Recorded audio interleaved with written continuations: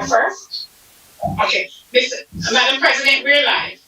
Okay. Thank you, Madam Clerk. To my council colleagues, good evening. On behalf of the Paterson Municipal Council, I would like to welcome you to the special meeting of the Municipal Council. The meeting is now called to order. Madam Clerk, can you please call the roll call? Yes, Madam President. Roll call for Municipal Council special meeting February 16, 2021 at 9:30 p.m. Councilman Abdulaziz. Present. Councilwoman Khan. Councilwoman Davila. Present. Councilman Jackson. Here. Councilman Tariq. Here. Councilman Mendez. Present, Madam Clerk. Councilman Velez. Present, Madam Clerk. Councilman Rivera. Madam President. Here, Madam Clerk. Madam Clerk, can you please read the statement of compliance and the 48-hour notice and the agenda items that we will... Yes, Madam President, at this time. Meeting covered by 48-hour notice. Notice of the time, date, location, and agenda of this meeting was transmitted to the North Jersey Herald News, the Rifle, the Arabic Voice, Italian Voice, the State Council Pulse, Dominican News, Pesquera International, El Especial, the Paterson Press, the City Post News, and Tap into Paterson, in addition to any other publication duly requesting such notice. At or about 11 a.m. on February 10, 2021, such notices were posted on the bulletin board in the offices of the city clerk at City Hall. Public notice. Pursuant to the Open Public Meetings Act, be advised that the Municipal Council of the City of Paterson has scheduled a special meeting for Tuesday, February 16, 2021 at 9:30 p.m. to be held via WebEx/Zoom or Chambers 155 Market Street, first floor, City Hall, Paterson, New Jersey, for the purpose of discussing the following matters. And for the public portion, anyone who wishes to participate in the public portion may dial 973-321-1579, enter code 8326. If you wish to listen to the meeting only, press star 1 to listen. Press star 2 to leave a recorded comment. And to be added to the speaker list, press star 3. Resolution. Item number 1. Resolution of the City of Paterson, the County of the State of New Jersey, making application to the Local Finance Board as applicable pursuant to NJSA 40A 3-1 and previous approval by said board. Finance Resolution 21068. Formal action will be taken. Item number 2. First reading ordinance. No public hearing is required. Number 2 reads bond ordinance providing for various public works improvements by and in the City of Paterson, the County of the State of New Jersey. A. Reappropriating excess bond proceeds in the amount of $940,177 therefore, and 2. Appropriating $2,176,860 therefore, and authorizing the issuance of $2,073,199 to provide for part of the cost thereof. Finance. Formal action will be taken. Item number 3. Bond ordinance providing for various fiscal year 2021 capital improvements by and in the City of Paterson, County of the State of New Jersey, appropriating $1,613,140 therefore, including a $750,000 grant to be received from the State of New Jersey Library Construction Bond Act Grant Program, and authorizing the issuance of 833,942 bonds or notes of the city to finance part of the cost thereof. Finance. Formal action will be taken. Item number 4. The first reading. And these bond ordinance requires no public hearing, but they are all first reading. Number 4. Bond ordinance providing for various improvements for the fire department Office of Emergency Management, and the Police Department by and in the City of Paterson, the County of Passaic, State of New Jersey, appropriating $2,450,000, therefore, and authorizing the issuance of $2,299,999 bonds or notes of the city to finance part of the cost thereof. Finance, form and action will be taken. Item number 5. Bond ordinance providing for various sewer utility improvements by and in the City of Passaic, the City of Paterson, County of Passaic, State of New Jersey, appropriating $4 million, therefore, and authorizing the issuance of $4 million bonds or notes of the city to finance the cost thereof. Finance, form and action will be taken. Item number 6.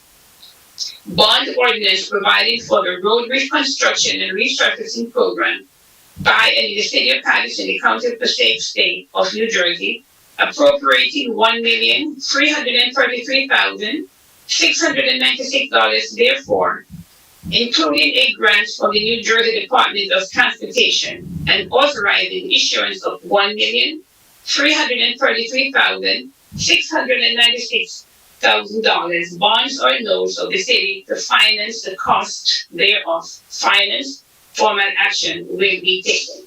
Item number 7.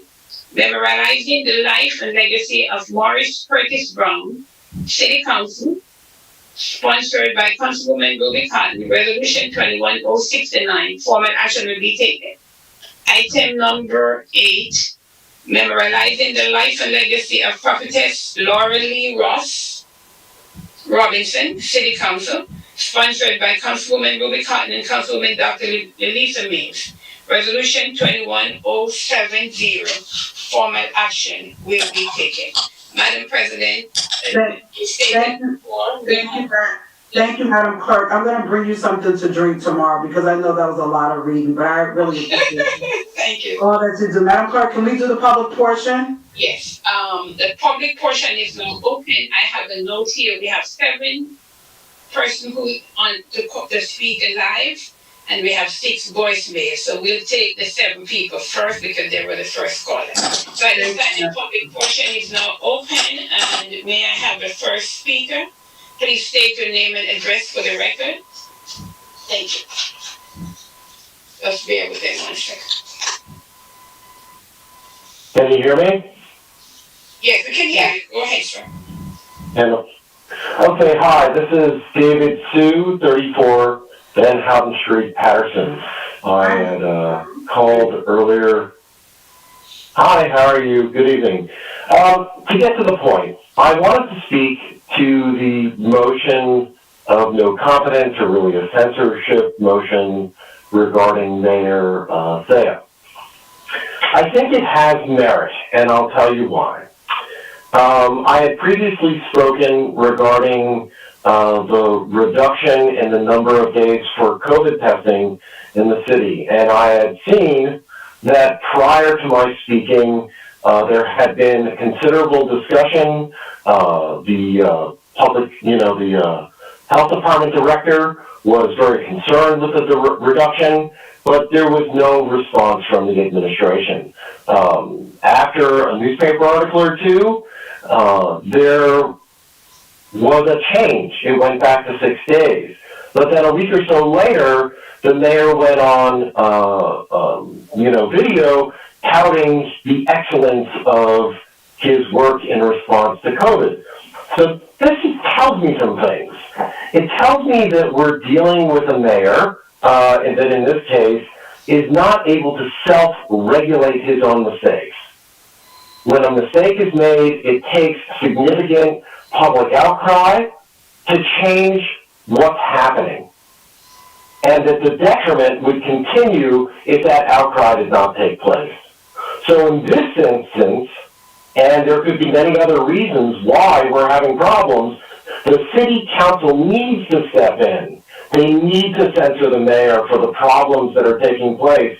Because it appears to me, and I've known Andre for the better part of 20 years, working in the same building together. I've met with him since he's been mayor. He does not seem to be able to be accountable on his own.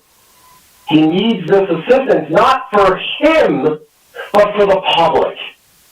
Because he's in office now, it wouldn't appear that he's going to be removed or that he's going to step down. And between now and when the next election cycle begins, we need to have proper accountability. And it is this accountability that makes a motion of censorship so important, because it doesn't seem like anything else really has an adequate effect or impact. That's my opinion. Thank you, Mr. Sue, and thank you so much for calling back in. We always want to hear your insight and your wisdom is much greatly appreciated. Thank you, Mr. Sue. Madam Clerk, next speaker, please. Yes, ma'am. May I have the next speaker, please?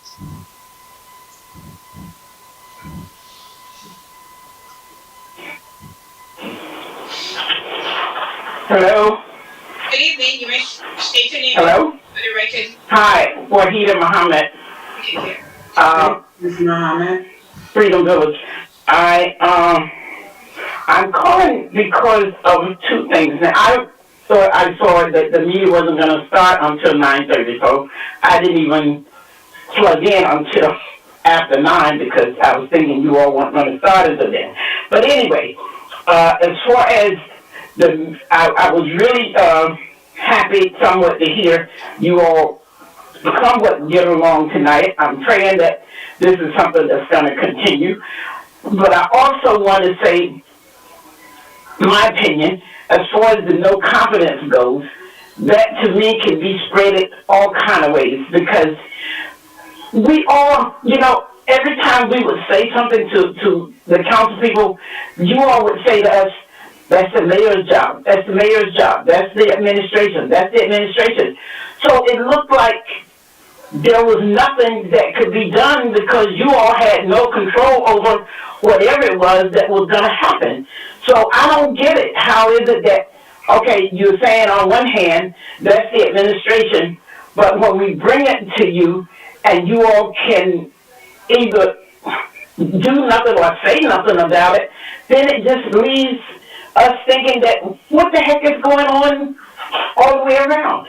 Now, get to the police situation. Now, I was excited when they got the cameras, but at the same time, I said to myself, okay, is it that everybody's going to have cameras? Now I'm being told that no, plainclothes officers are not required to have cameras. So now we see what's going to happen, because then you're going to see all this other stuff that's going to take place now that we don't have those cameras on those people. So it's just, to me, every time we think we get a leg up, we just end up with nothing. And it's sad. It really is. And I just want us to come to the table with some real stuff that is going to happen for this city that we claim we want to see a better Paterson. So we can all take some responsibility for making that happen. Okay? Thank you. Thank you, Ms. Wahida, and I agree, a better Paterson, my slogan. Thank you, Ms. Wahida. Next speaker, Madam Clerk. Yes, ma'am. May I have the next speaker, IT? Thank you.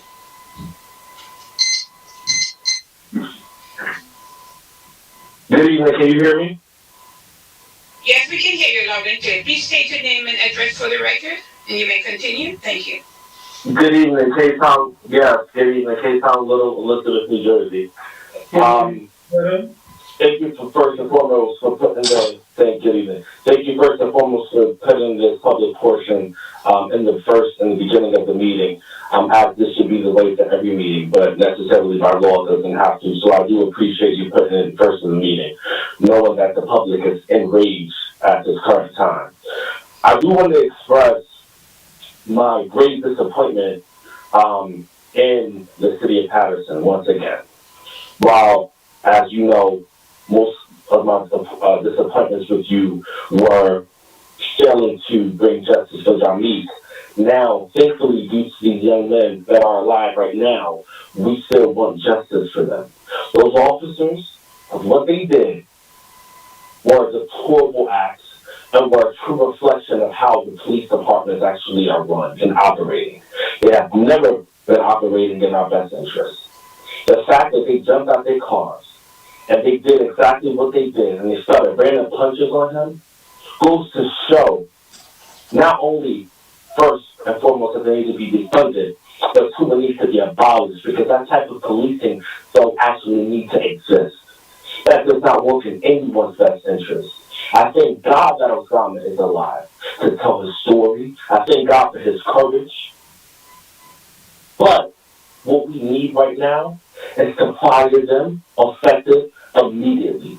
Get them off the damn streets of Paterson. If they spend one more hour, one more second on the street, they will be harming more people. If you fail to act, if you fail to lead and do your due diligence to be on the side of justice, on the side of righteousness, you will continue to do the residents of Paterson a disservice and a great injustice. So I demand and I urge you all to not only be on the right side of history, but to fire them right now. At this very second. Officer Bettino, all the officers involved, they're not officers, they're actually pigs. And I'm going to call them how I see it. You don't act like that. And I wish someone would come up here and correct me. Because they should not be acting like that. Thank God that he's alive, but they don't need to be working not another minute on the force. We know black and brown people in this country catch hell and back when we are dealing with the system of policing in this country. But we don't need to deal with that anymore. Yes, it went by.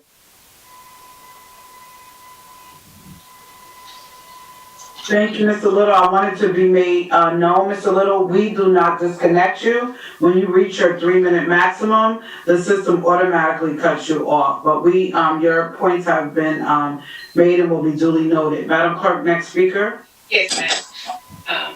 May I have the next speaker, please? And the fourth speaker.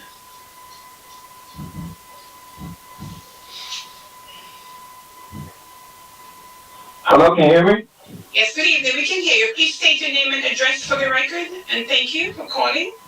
Yes, good evening. Yes, good evening. It's Victor from Bergen County, and wanted to speak again on the matter of the Paterson Pig Department and their illegal actions, how they conduct themselves like the gang and the white supremacists that they are.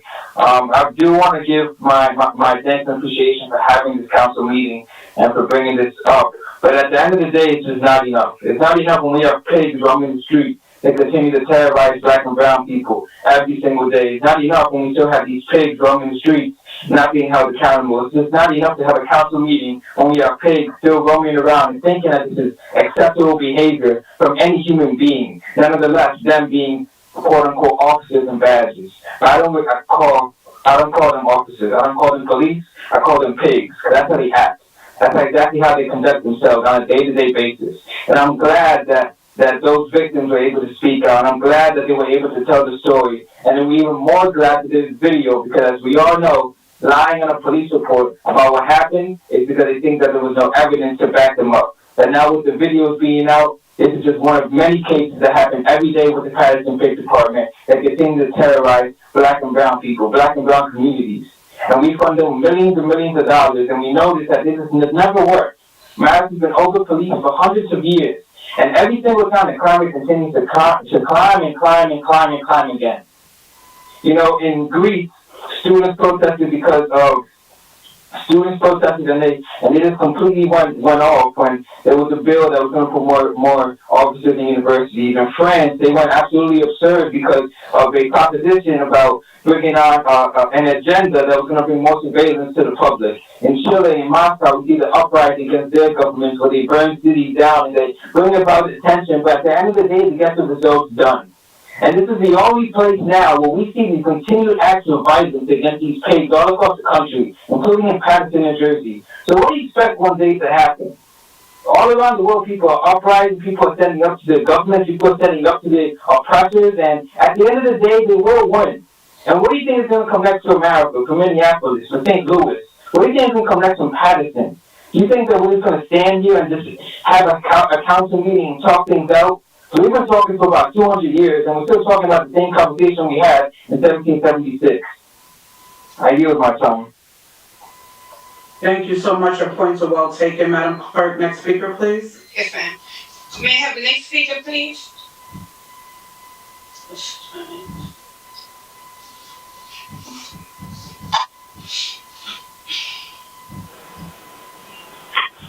Hello, can you hear me? Yes, good evening. I can hear you. Please state your name and your address for the record. Charles Ferrer, Haledon, New Jersey. I'm calling because I've been listening since you started your earlier session. And when is enough when it comes to the police officers? So I'm looking at your ordinance that are up for first reading, and ordinance number 4 talks about money that's going to be going to the police. I think that money needs to be held until we decide how we're going to handle this police department. I'm going to be reaching out to the city clerk because I need to review the requirements for becoming a police officer in the city of Paterson. I think you need to change your guidelines because I've been hearing that you just have to be a resident at the time that you take the test. And most of us know some people live up in Garrett Heights a month or two before they take the test in a rented condo claiming that they're residents. You really need to seriously vet these people that are coming in here to be police officers. See where they last voted. See where their high school diploma comes from. Now, there are some people that I can vouch for that are Paterson residents because they happen to be my former students that are now police officers. Proud of them. Disappointed in a lot of the other ones that have come into this city and have just lost their mind. Because either they were told by someone who was training them that this is acceptable, or they always had this intention at heart when they took the job. This must stop. For it to be on video is ridiculous. The time is now. No longer can this go on because people are getting hurt. Or there's going to be a serious rise up of these young people who are getting sick and tired of being the punching bags or the whipping posts. Thank you for your time. Thank you, Mr. Ferrer. Well taken. Madam Clerk, next speaker. Yes, Madam President. May I have the next speaker, please?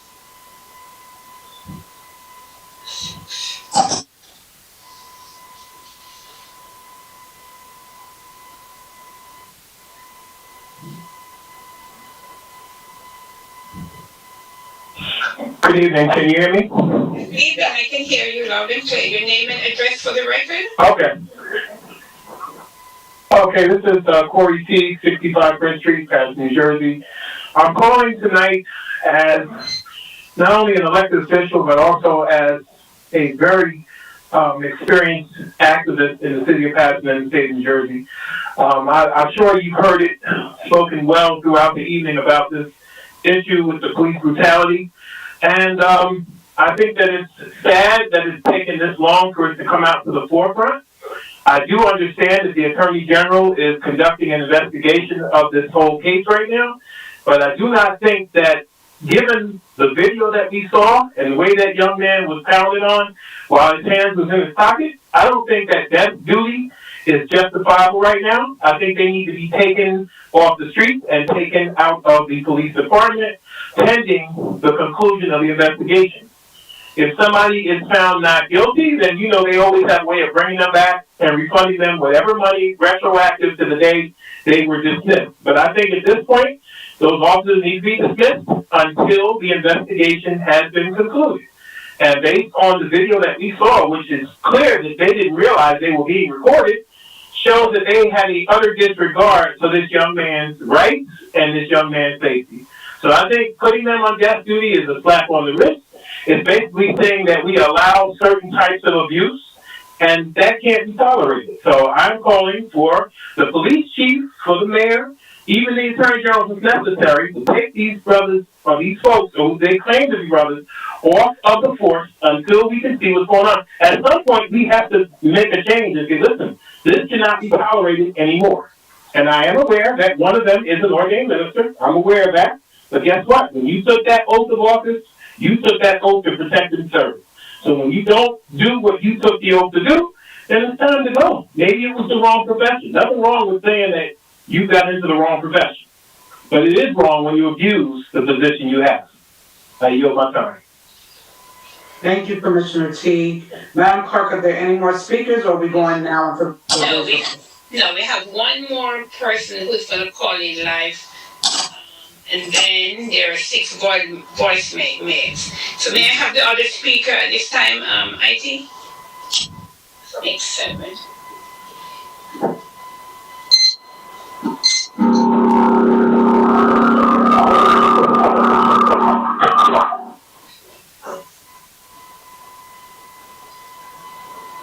Good evening. We lost that person? Okay. Madam President, we lost that person, so we're going to go to the voicemail. We have 6 voice messages. Okay, thanks, Madam Clerk. Entertain that at this point, yes. Thank you, Madam Clerk. Thank you. Hello, I am one of many students from Rutgers School of Social Work and also a part of a Black Lives Matter Social Work Student Caucus, where we have a research committee that I head, and I am calling to leave a message for tonight's emergency council meeting to express my concern of the recent footage of police brutality in Paterson.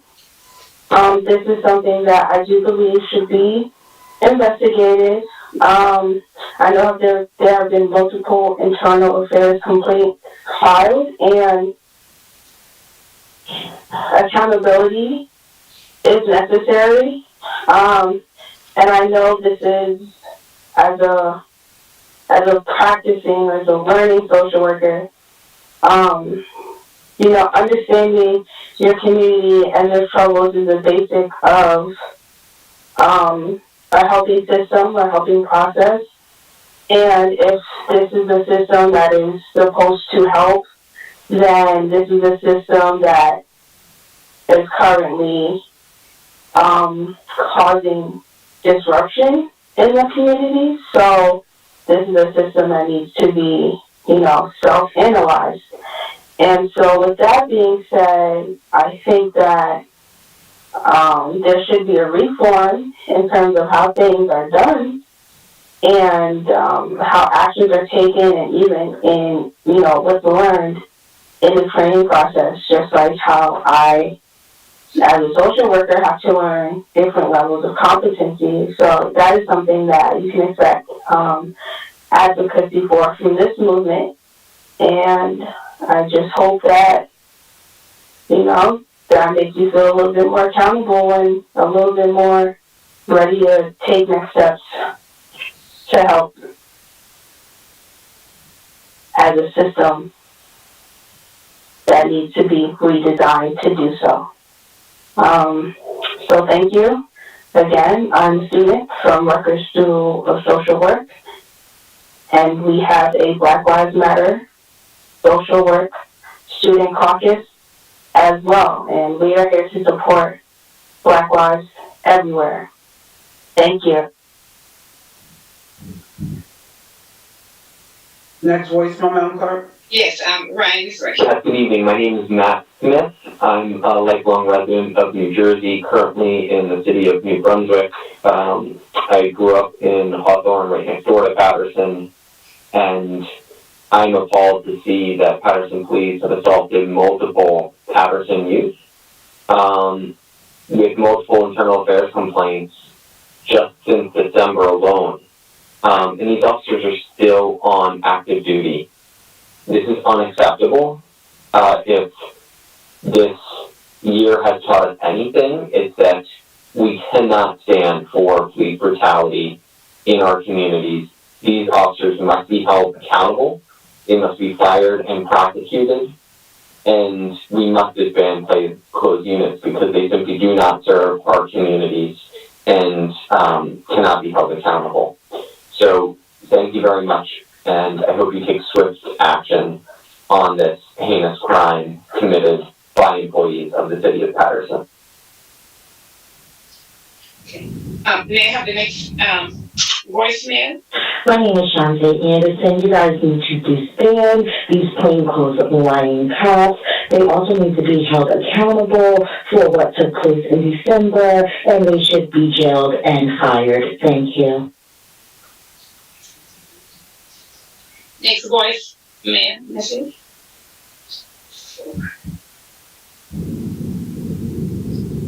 Hi, my name is Dylan Vaughn. I am calling to demand that Paterson police are held accountable. They've involved in multiple Paterson youth and have multiple internal affairs complaints filed since just December.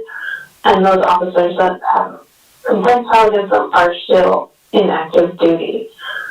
Plainclothes cops are required to have body cameras. If they can't, they shouldn't exist. If they're not doing their job, they shouldn't exist. The fact that these teens are getting beat up is completely unlawful, racist, and requires immediate change. Fire and prosecute the cops and disband plainclothes units. Good evening. This is Robin Spencer. I'm calling in reference to the incident of the young man that was walking on video that shows a complete discrepancy from what was reported in Tap into New Jersey or Tap into Paterson. I understand that Internal Affairs is looking into it or investigating it. However, I would truly appreciate if the City Council will do some follow-up, because I have had a personal complaint against the Internal Affairs, and it was a complete lie. So I'm saying that on record. I hope that the City Council will follow up and get the dirty cops out of Paterson and start establishing a good name for our city. Thank you. Next. My name is Shante Anderson. I believe that these cops should be disbanded, the plainclothes officers, especially for lying. I also believe that they should be held accountable for what they did. They should be jailed and fired.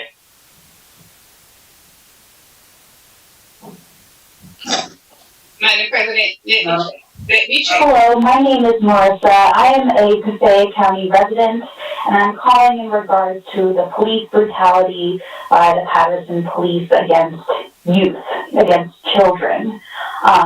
It is extremely unacceptable, and it's awful that it had to take a viral video for this issue to come out to the public and for somebody to do something about it. It's really quite unacceptable. The police are supposed to protect and serve, but clearly that's not what they do. So you need to fire, and you just need to fire these police officers who did this and hold them accountable. They're paid to, quote unquote, keep people safe and watch over the city, but that's clearly not what they're doing. So the fact that they're still active members on duty is despicable. And just hold them accountable. Fire them and disband plainclothes units. Disgusting. Thank you. Madam President and honorable council members, I think that's it for the public portion. There's no one else. May I entertain a motion? Closed by a motion by Councilwoman Dowell. Can I have a second? Second by Councilwoman Cotton. Madam Clerk, roll call. Yes, Madam President. Roll call to close the public portion of the special meeting, 9:30 meeting of February 16, 2021. Councilman Abdelaziz. Councilwoman Khan. One second. I don't have anyone muted. No, okay. Councilman Cotton, let me see. They're saying something, but I don't have anyone muted. Let me get IT to see if it's anything from my end. please. Okay, one second. I don't have anyone muted. It's not me. You did, I think? Okay. Okay, good. Okay. Just saying the host has muted everyone. Okay, it was not me. I promise. My hands are. It was right. I think we're good now. I think we're good. Okay. So motion by Councilwoman Davila, second by Councilwoman Cotton. Right. Roll call, Madam Clerk. Okay, I had roll call to close the public portion. Councilman Abdelaziz not there. Okay, at this point I have Councilwoman Cotton to vote. To close the public portion. Oh, this to close the public portion? Yes, ma'am. Okay, yes, Madam Clerk. Thank you. Councilwoman Davila?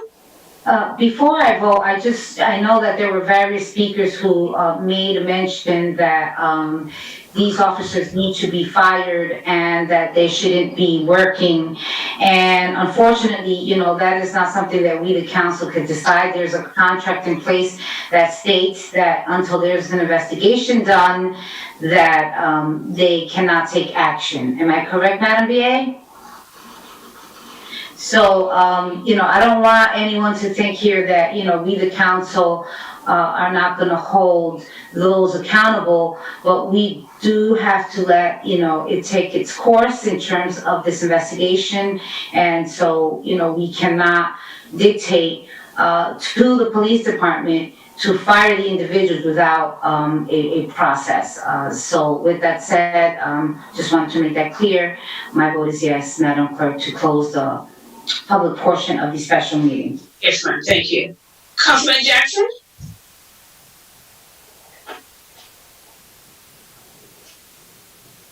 Okay. Councilman Khalid?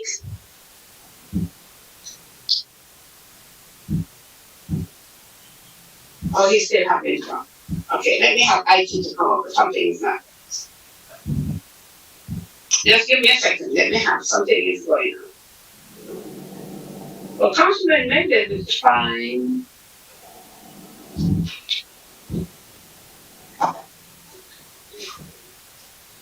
Working now, my vote is yes. Okay, thank you. Councilman Khalid. Councilman Mendez? Yes, my vote is yes, Madam Clerk. Okay. Councilman Velez? Madam Clerk, Yeah, that's Councilman Jackson. Yes, sir. I'm sorry, I was unable to unmute. It had me, the host has it where we are unable to unmute ourselves. But, Not the whole So- council, it's something with IT. okay, whomever is the host, I was unable to unmute.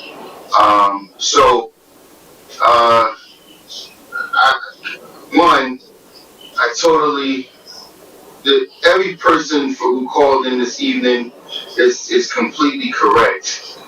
But as per Councilwoman Davila's commentary, it is not the purview of the council to make a decision on how the function of the various departments within the administration is to proceed. It is under the purview of the mayor. It's the direction of the mayor, and through his appointment of this chief of police. And I totally disagree, because we've seen around the country when there's evidence, blatant evidence, there was officers who stepped outside of the context of their position, their job requirements, and they went rogue, they broke the law, they were immediately fired. You know, we saw video that clearly showed a young man who did not put forward any level of resistance, and, you know, was met with force, which it says clearly that police officers are supposed to utilize force when necessary. And there was no reason for this young person to be beat the way he was. I do want to say this. I want to go on record to say this to Corey Teague, who made a comment earlier.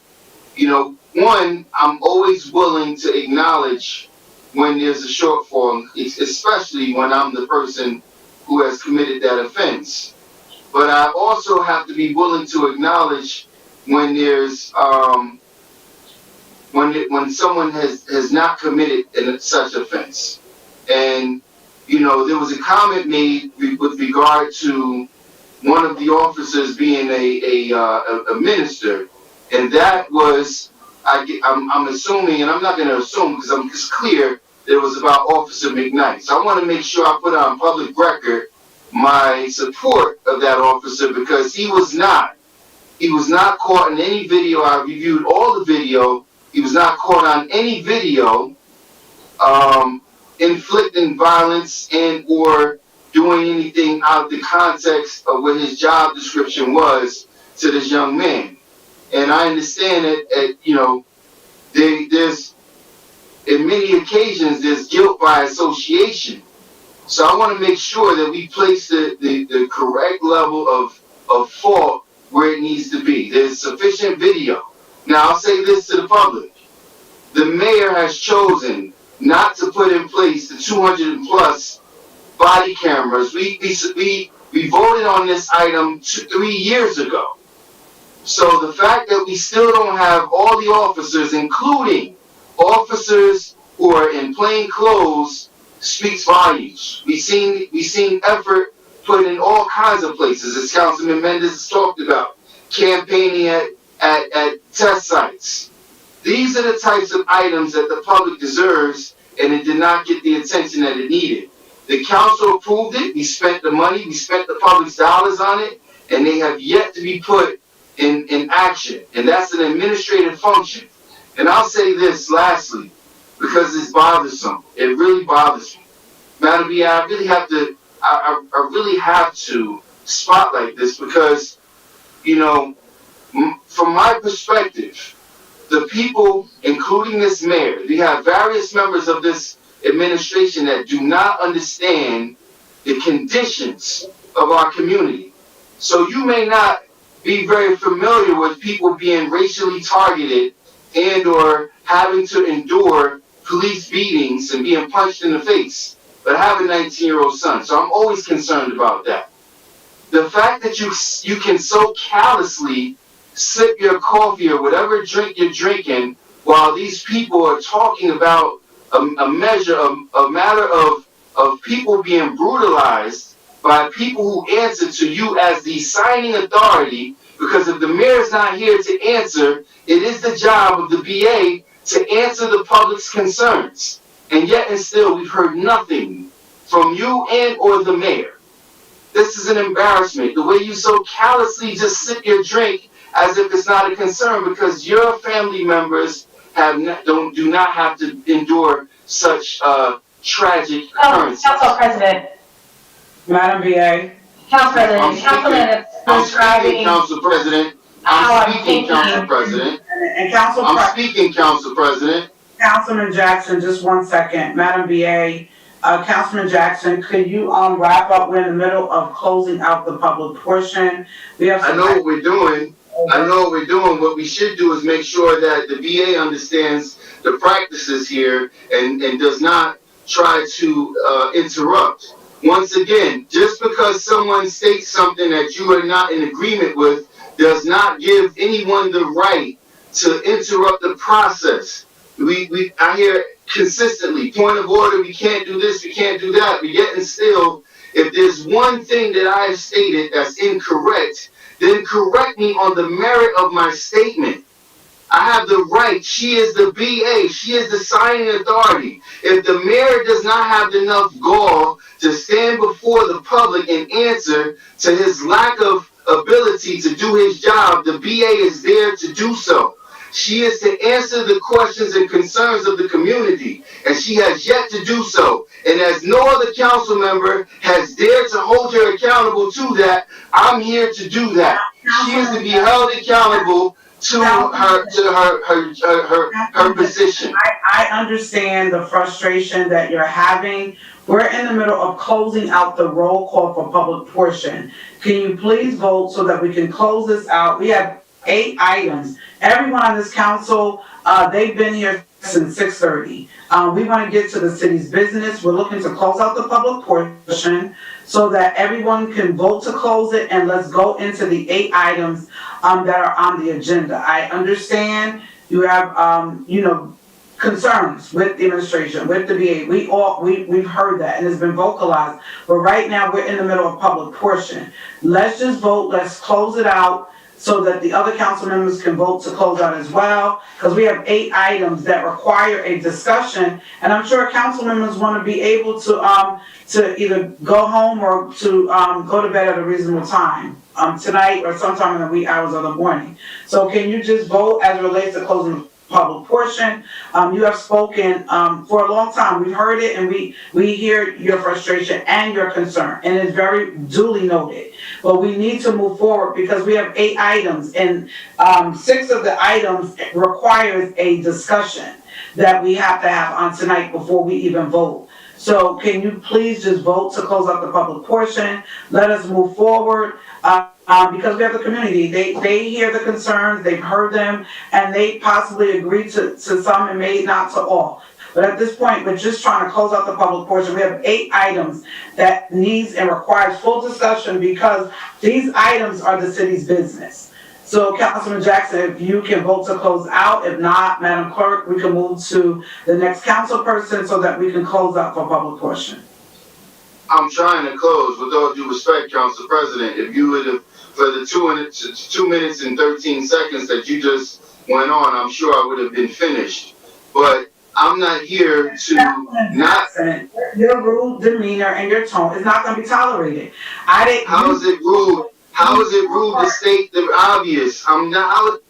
Councilman Jackson, you talk for now 9 minutes. Council, how is it rude to say? Can we move on to the next person? It's time to close out public portion.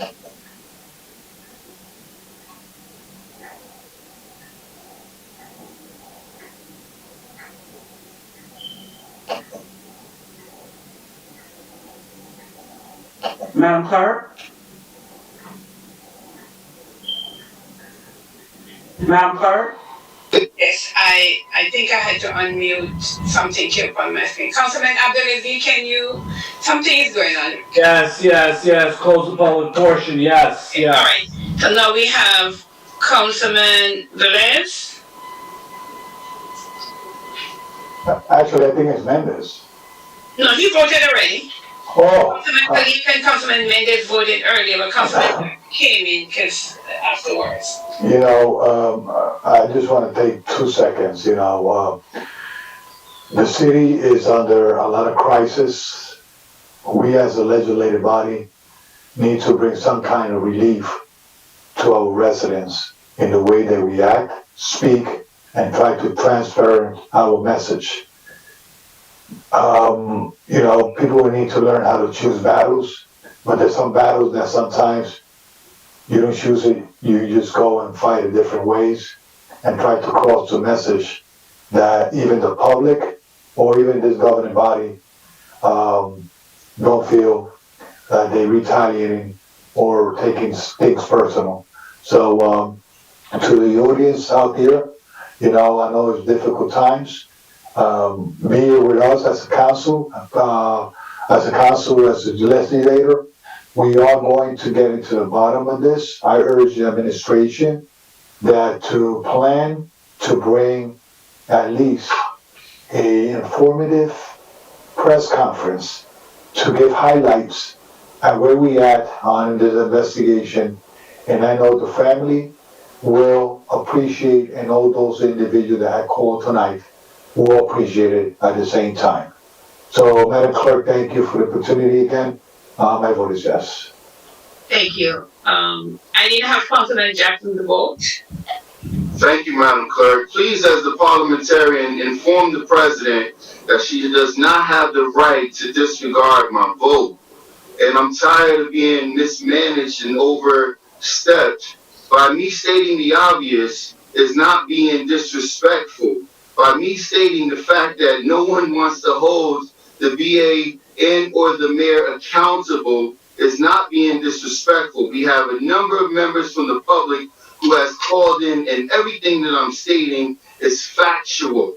We have people here, this mayor has put people in place who do not have the experience to do the jobs that is necessary. And by me stating these things, people are getting offended. I apologize if I offend anyone for stating the truth. But if you're offended, then you're in the wrong position. This job comes along with a certain level of scrutiny. And certain people do not have, because they lack the ability to do their jobs, they don't want anyone to say anything. I'm not here to say, oh, everything is phenomenal, it's amazing. It's not. It's not. That young man does not believe that everything is amazing because he got beat for no reason. Madam Clerk, I will be the final vote on tonight. This council, it requires and it demands a level of decorum. Councilman Jackson spoke for at least 14 minutes. I timed him. There was an order set by the council president or the council that council members were to speak for 2 minutes. There was no timer set throughout the course of this meeting. I allowed the councilman to speak.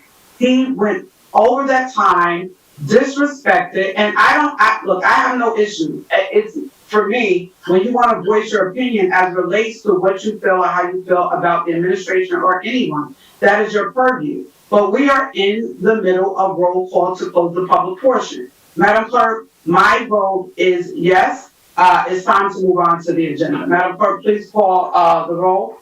Madam President, if I may, I have a question, and I hope Corporation Council is listening. Corporation Council, are you there? Is Councilman Jackson off the meeting at this point? I am not. Well, I'm not putting him out the meeting, but we have a decorum, Madam Clerk. Even though the council president has the authority due to Robert Orders of Rules to set the decorum. We have been in this dialogue. We're trying to close the public portion. We're not in a commentary. We're not in the final close of the meeting. We're closing public portion. We have 8 items to discuss. I've given Councilman Jackson 16 minutes in total. He's going to a reiteration of what he said before. We've heard it. The administration has heard it. The public has heard it. It is now time to move forward. Madam Clerk, I have voted. There's no other vote after the council president. Can we move on to the items that are on the agenda? Yes. Madam Clerk, as a parliamentarian, can you please inform the president of the practices of the council? Madam Clerk, we are going on to the agenda. Madam President, can I get a ruling from Corporation Council on the meeting? Because I have to announce the vote, and I cannot say he's absent if he's present. Madam Clerk, Councilman Jackson should be allowed to vote, but it should be merely a vote. It should be no further commentary. Councilman Jackson, can you vote on this item to close this public portion, sir? Madam Clerk, I'll vote shortly. Can you please make sure that you supply all council members, including council presidents, that there is a such thing called common practices of the council? You cannot override what has become common practice, for one. Secondly, the council president does not have the ability to use her own discretion on who is allowed to speak longer than others. You cannot place certain provisions in place and enforce them on certain council members. Okay. The disrespect will no longer be allowed. Madam Clerk, as I stated before, Madam Council has stated it, that he can come on and vote. He's not doing that. The disrespect is not allowed. We are here to run a professional meeting with the level of decorum. He is not doing that. It is time to move forward. He has been given a lot of time. Madam Clerk, I am now no longer asking, I am demanding that you move this meeting forward. We have voted, I have voted, the Corporation Council has given her legal opinion at this point. It is time to move on to the city's business. Council President. One second, Councilwoman Dowell. Okay. Madam President, you are the next person in line to vote for the public portion. I voted yes. To close. Yes.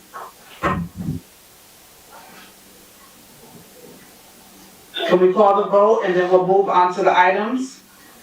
So at this point, I'm having Councilman Jackson as absent because I cannot hear him at this point. The vote is 7 in favor, 2 absent. I'm not absent, Madam Clerk. Council President? He's still there. Corporation Council Council President. again, please. Yes, Madam Clerk, pursuant to the rules of council 5-20, Rule 6, it states that every council member shall have 2 minutes to explain their vote. That time has elapsed. At this juncture, Councilman Jackson just needs to vote. Abstain. He's abstaining from voting. He's abstaining from voting. Did he abstain? Okay. All right. So the vote is 7 in favor, 1 absent, 1 abstain. The public portion is now closed. Thank you, Madam Clerk. Can we do item number 7, please?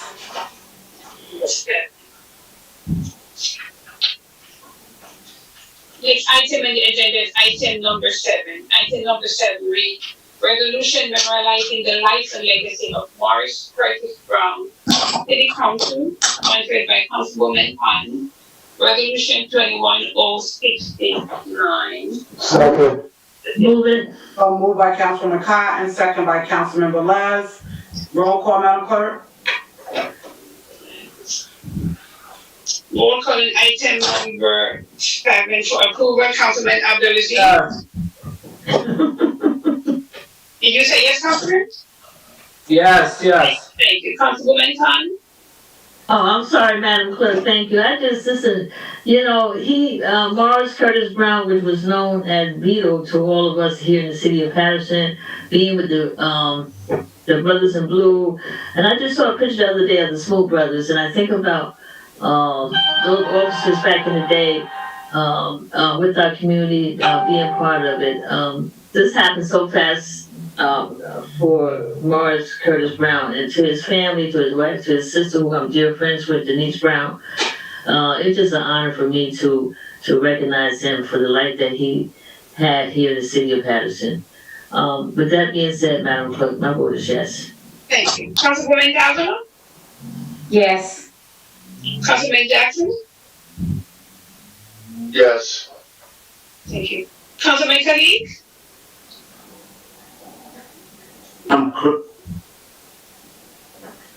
Yes, Madam Clerk, but Council President, I have to leave now. Yes, I got it. I received it. Right, thank you. My vote is yes for resolution number 7. Thank you. Thank you. You're welcome. Councilman Mendez. Yes, Madam Clerk. Councilman Velez. Yes, Madam Clerk. Madam President. Yes, Madam Clerk. The vote is 8 in favor, 1 absent. Item number 7 is hereby adopted. Council President. Number 8, Madam Clerk. Yes. Next item is item number 8. Just bear with me 1 second. Item number 8 reads, resolution memorializing the life and legacy of prophetess Laura Lee Ross Robinson, City Council, sponsored by Councilwoman Patton and Dr. Mills. Resolution 21070. Second. Second. Moved by Councilwoman Cotton, second by Councilwoman Mims, Velez, and Davila. Second, Mendez as well, Madam President. Yes. So, moved by Councilwoman Cotton, second by Mims, Velez, Davila, and Mendez. Roll call, Madam Clerk. Roll call on item number 8 for approval. Councilman Abdulaziz. Yes. Councilman Cotton. Wow, Councilman out in the 6th Ward. But I just want to say to the Robinson family, with the 4 children and the husband, and I had stopped by the father on Valentine's Day because, Bishop Robinson has been married to Prophecies Laura Robinson for over 60 years. And he just came to my mind that I just needed to just say hi to him. But I didn't get a chance to talk to him because he was upstairs in his room. But to the family, you're going to always be in my prayers and you're going to always be in my heart because you've been part of that 4th Ward down there by Montgomery Street for many, many, many years, over 40 years, probably close to 50 years. So with that being said, with Councilwoman Mims and I, it's an honor to recognize her and her life that she did here in the city of Paterson and with her children. And so with that being said, Madam Clerk, my vote is yes. Thank you. Councilwoman Davila. Yes. Councilman Jackson. Yes. Thank you. Councilman Mendez, Yes. Councilman Velez, Yes. Madam President. And so, to everything that Councilwoman Cotton stated is true. Prophetess Laura Robinson was a general, not just in our community, but to so many people. We know she was one of the queens of the 4th Ward. Her family has so many things that they've done in that corner of Montgomery Street, and we celebrate and salute her life. We also shout out her husband, Apostle Robinson. We pray for his health, and to their family, we have you in prayer. My vote is yes, Madam Clerk. Thank you. The vote is 7 in favor, 2 absent. Item number 8 is hereby adopted. Thank you, Madam Clerk. Item number 1.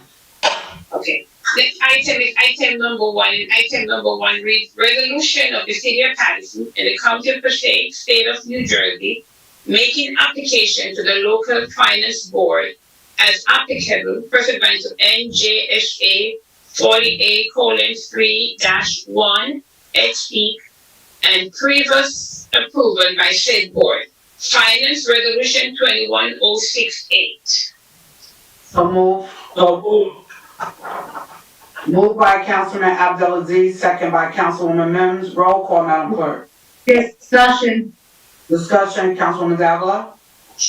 So my question is, so I know that this is prepared to present all these items to the local finance board, but there are items here, and I thought we have an item in terms of the sewer utility. They were getting ready to rescind. Corporation Counsel, can you answer me if this item doesn't pass today, there needs to be an amendment to this? Am I correct? And I'm sorry, which item, Council? Well, no, number 1 is the resolution presenting the items to the local finance board, correct? Yes, the LFB application would be amended if the sewer utility gets solved. Okay. Roll call, Madam Clerk. Okay. Roll call on item number 1. Yes. Councilman Abdelaziz, thank you. Councilwoman Cotton. I just need to ask a question. They're making application to the local finance board for all the bond orders that's on here, correct? Yes, all 5. They're all listed in this resolution.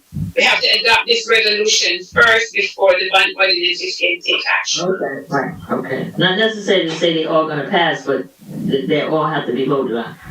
They all have to be on that first resolution. Correct? Yes. Okay, my vote is yes. Councilwoman Davila? No. Councilman Jackson? To the members of the public, as you just witnessed, and no disrespect to Councilwoman Cotton because her question was valid, but we're just talking about a matter of practice. You often hear the councilman of the 6th Ward who's the first to vote. Point of order, we're in roll call. So the council president allows for questioning to take place during roll call when it's certain council members who participate, but not others. I've said it before. I'm willing to guarantee you the council president, meaning Flavio Rivera, will not put this item forward. The item to rescind the sewer is a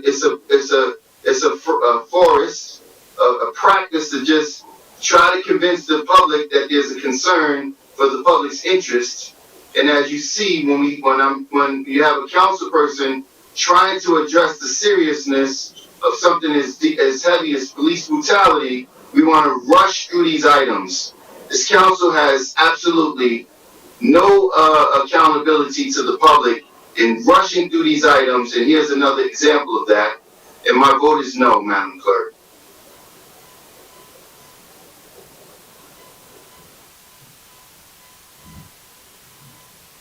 Madam Clerk.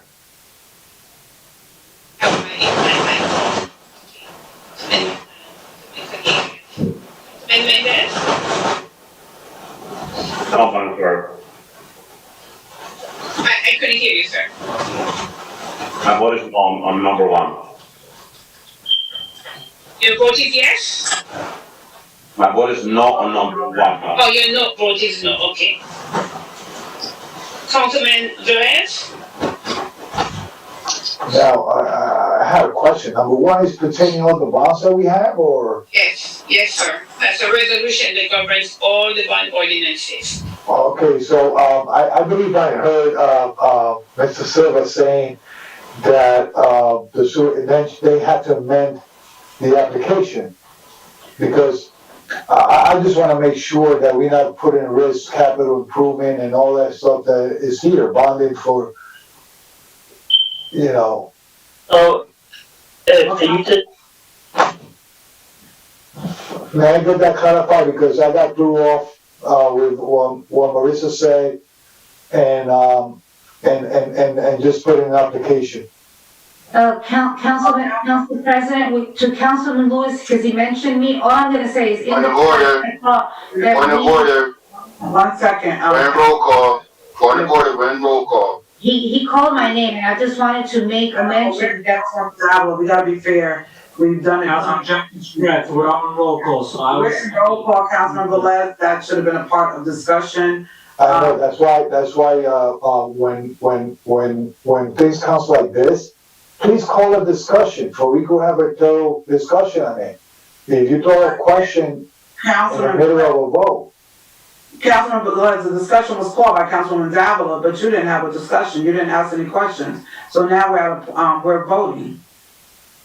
Correct. What is the vote, Madam Clerk? What did you say, Councilman? I'm sorry. What is the vote? 1 yes and 3 no's. I just have, 2 so far. I have Councilman Abdelaziz and Councilwoman Cotton that voted yes. Council President, can I just call a point of order for a minute? Because there's an issue. There's an issue with it right now. But we're in the middle of roll call. Councilman Velez is the person up to vote. If she calls a point of order, all things halt. So she's entitled to call a point of order. Right now, there's a point of order on the floor, but you have a council person that is in the middle of voting. But Councilwoman, it may be able to assist with what's going on right now, because maybe we shouldn't have taken item number 1. We should have taken all the bond ordinances and then voted on this one if there was any amendments that could have been done on the floor. Because I'm not voting on this because we don't know what's gonna pass. I'm not giving the administration this. I'm not. I'm gonna vote on something that I know is gonna move forward. But that's what you can do. This item is for the application. If any of the other items fail, then it will be removed from this application. So Councilman Velez, if he chooses to vote or not to vote, that is up to him, but it's on him now to vote. We're in the middle of roll call. This has nothing to do with the other items. If they fail, they have to be removed from the application. Well, let me make my vote. I don't want to delay this. Based on the information I just got quickly with the question and what Silva just stated, is an application. Of course, the application could be amended, whatever happened down the road. So I'm going to give the opportunity to at least have a vote towards an application that is not going to be submitted based on what they want, is based on what is going to be approved tonight. So my vote is yes. Thank you. Madam President? My vote is yes, Madam Clerk. The vote is 4 in favor, 3 against, 2 absent. Item number 1 is hereby adopted. Thank you, Madam Clerk. Item number 2. Next item is item number 2. First reading, no public hearing is required. Bond ordinance providing for various public works improvements by and in the city of Paterson, the county of Passaic, state of New Jersey. A, reappropriating excess bond proceeds in the amount of $940,177, therefore, and B, appropriating $2,176,860, therefore, and authorizing the issuance of $2,073,199 bonds or notes to provide for part of the cost thereof. Finance.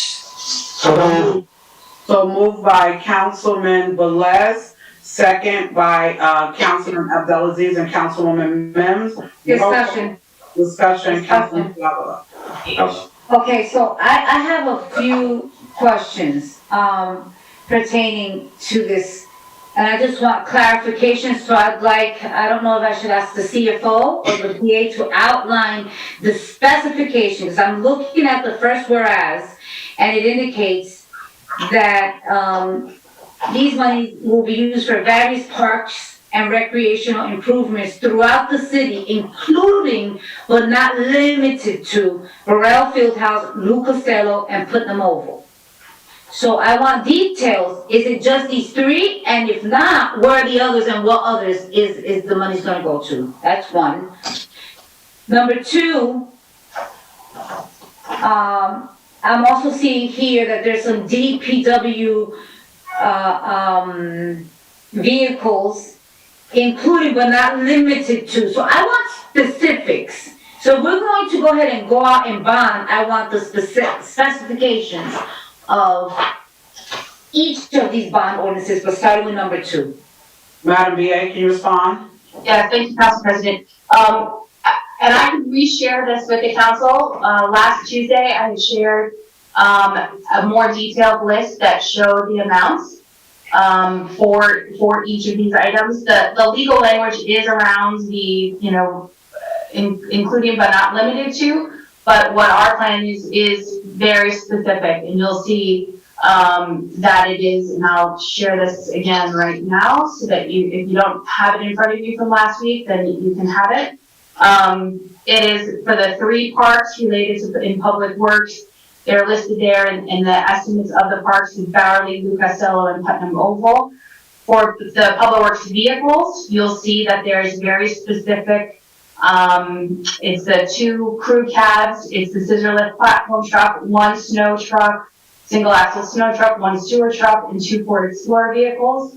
And then you'll see there's the $250,000 for traffic engineering, for traffic safety improvement signals and signage. So all of that is what's detailed in this bond ordinance.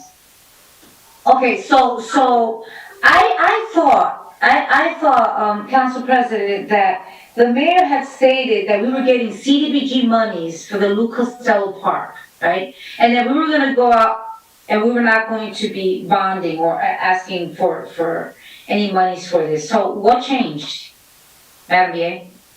I think from the start, there was hope that there was going to be, that the total cost was less than what it ended up being for the, when the bids came in. So I know when I look at, I'm trying to open up Lou Costello right now. The funding originally was supposed to be, we're using 2 years of CDBG. There was supposed to be hoping for a reallocation of some open space funds. That I think that did not happen, in part because the open space fund program was delayed. And so then we put it in here to try to finish and wrap up the support for that, thinking that it was an important investment because the project is going to provide such a public benefit and a public good for our community. Councilman Mendez? Thank you, Madam President, and I just want to put it on record, our discussion on the Finance Committee meeting. I definitely in agreement with the traffic safety, the public work, traffic safety equipment that we buy, and also the public work vehicle. But also, I was very clear with the Lou Costello Park. I think that we're not in the position of spending $325,000 on Lou Costello Park right now. My recommendation to the administration is to put a plan together to clean the Lou Costello Park. Lou Costello Park is homeless, infected. There's an incredible amount of homeless on the Lou Costello Park area, also on Ellison Street. There's work, the work have to be done there. We have to clean that area. And there's a lot of need around the city. We have a lot of the park where we could definitely invest this amount of money and it's more beneficial to the community. So that I'm in disagreement with this, and I would like to know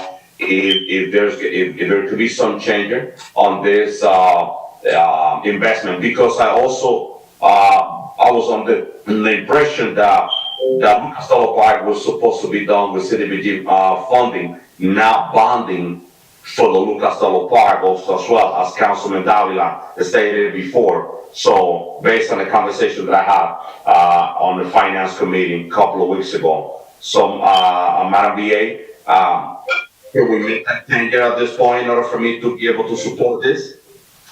I mean, we can hear further discussion on this. I mean, I know the one thing I do want to point out in the document that I shared, we have a total cap. The policy of the city has been to not take on any more debt in any given term. So for this year, it's an 18-month term because it was the transition year and the new year of what has, but both interest and principal payments that have been paid down. So if you look at that Excel spreadsheet, you see that that totals about 12.5 million, inclusive of payments, as well as reallocating certain old bonds that are no longer used for their original purpose.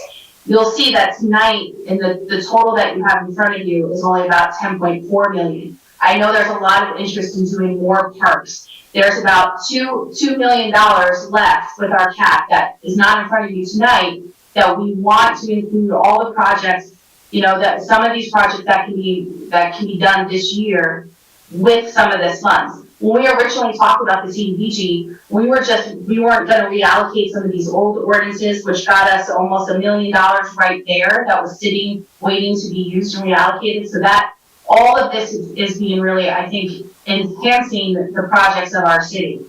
If you want to, you know, we're putting together our list. We welcome all suggestions on what you want that other $2 million to be, and we'll come before you again for later in the spring. But, you know, I would ask that you consider helping us move forward with this now, and then continue the conversation. And if you end up wanting to amend it, then that's the choice of the council. You know, Madam BA, I'm trying to be very clear and specific because I see some need of the equipment that we need over here, but I just want to be very specific. In my eyes, I don't believe that it's responsible for us to spend taxpayer dollar on Lucas Costello Park because it's not going to serve to improve the quality of life of the community. So I'm just going to finish my comment on that. I know the council member don't, you know, have all the comments, but that's only my only concern, and I'm not willing to support this without funding there because those are taxpayer dollars that we're going to spend. It's not CDBG funding. So we bonding to, you know, invest the money to this area, and I don't believe that it's smart at this moment. Thank you. Thank you, Councilman Mendez. Councilman Abdelaziz, and then Councilman Velez. I'm going to be very brief, Council President. I just want to give credit where credit is due because you always hear the negativity and what's not. Madam VA, thank you for the thorough breakdown of what's being spent on these bond ordinances that breaks down what vehicle, how much it's estimated on, where's all this stuff going that was sent to us last week, where I know I thoroughly went through it so I could see what you guys are planning on doing. So I just want to commend you on that breakdown. That was very, very good allowing me, so I don't have much questions on there.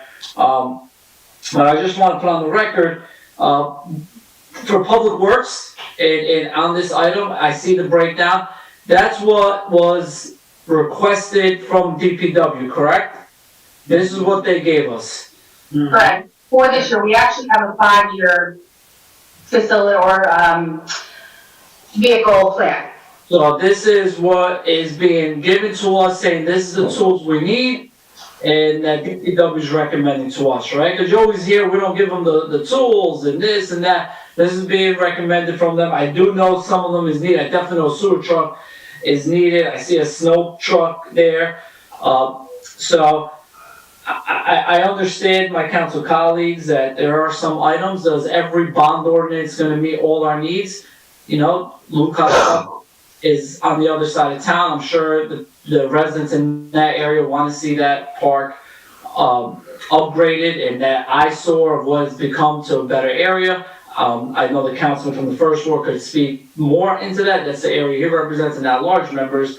But I just want to remind every bond ordinance is not going to be a perfect bond ordinance because there's so many people wanting the needs and what's not needed. One thing I do know that I'm hoping this will pass, Putnam Oval is definitely needed.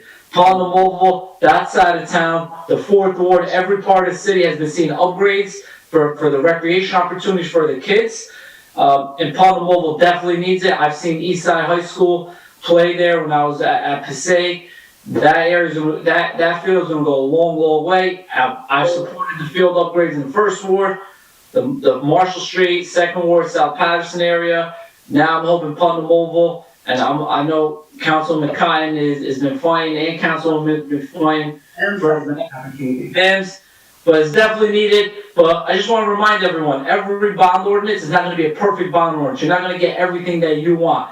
I just want to make the record reflect, there's nothing in the 6th Ward on these bond ordinances, and I'm supporting it. I'm supporting it. As much as the contrary on the 6th Ward gets everything, but there's nothing on the 6th Ward here.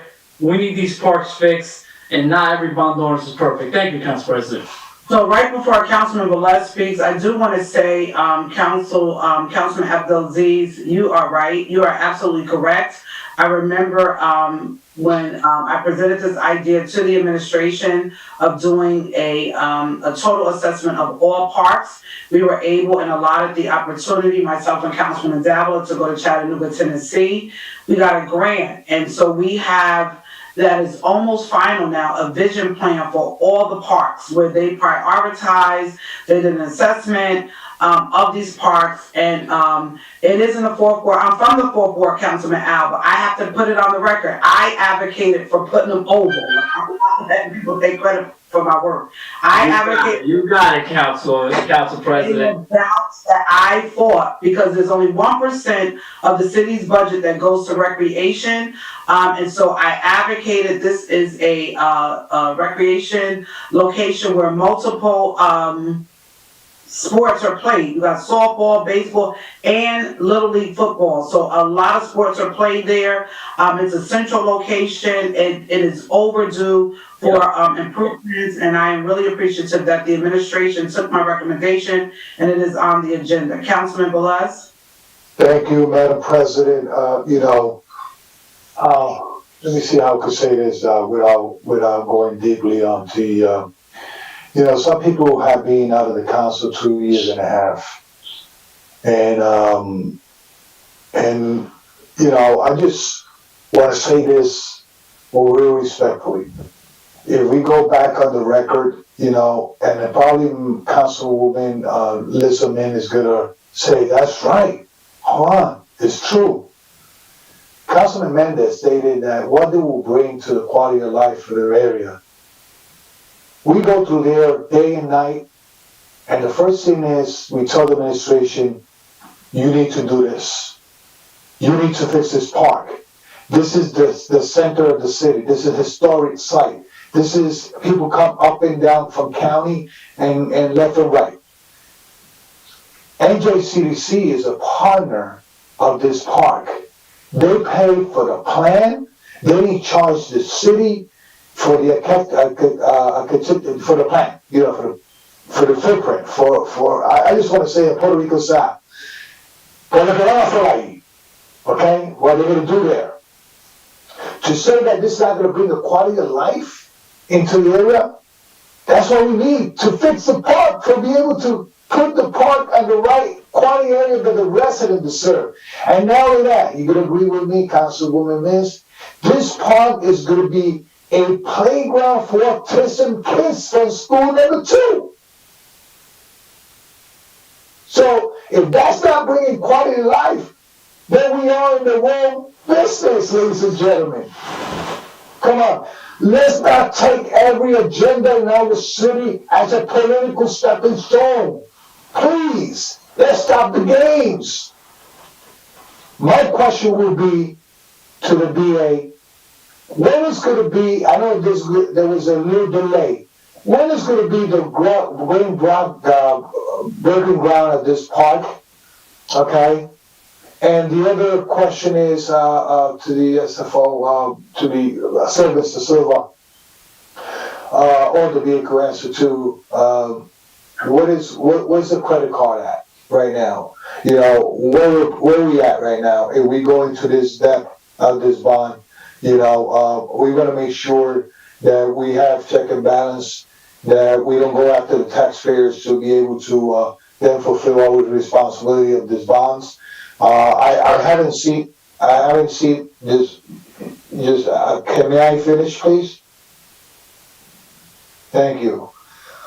I haven't seen the full list because I didn't have the chance to read the other part of it, of who was included or not.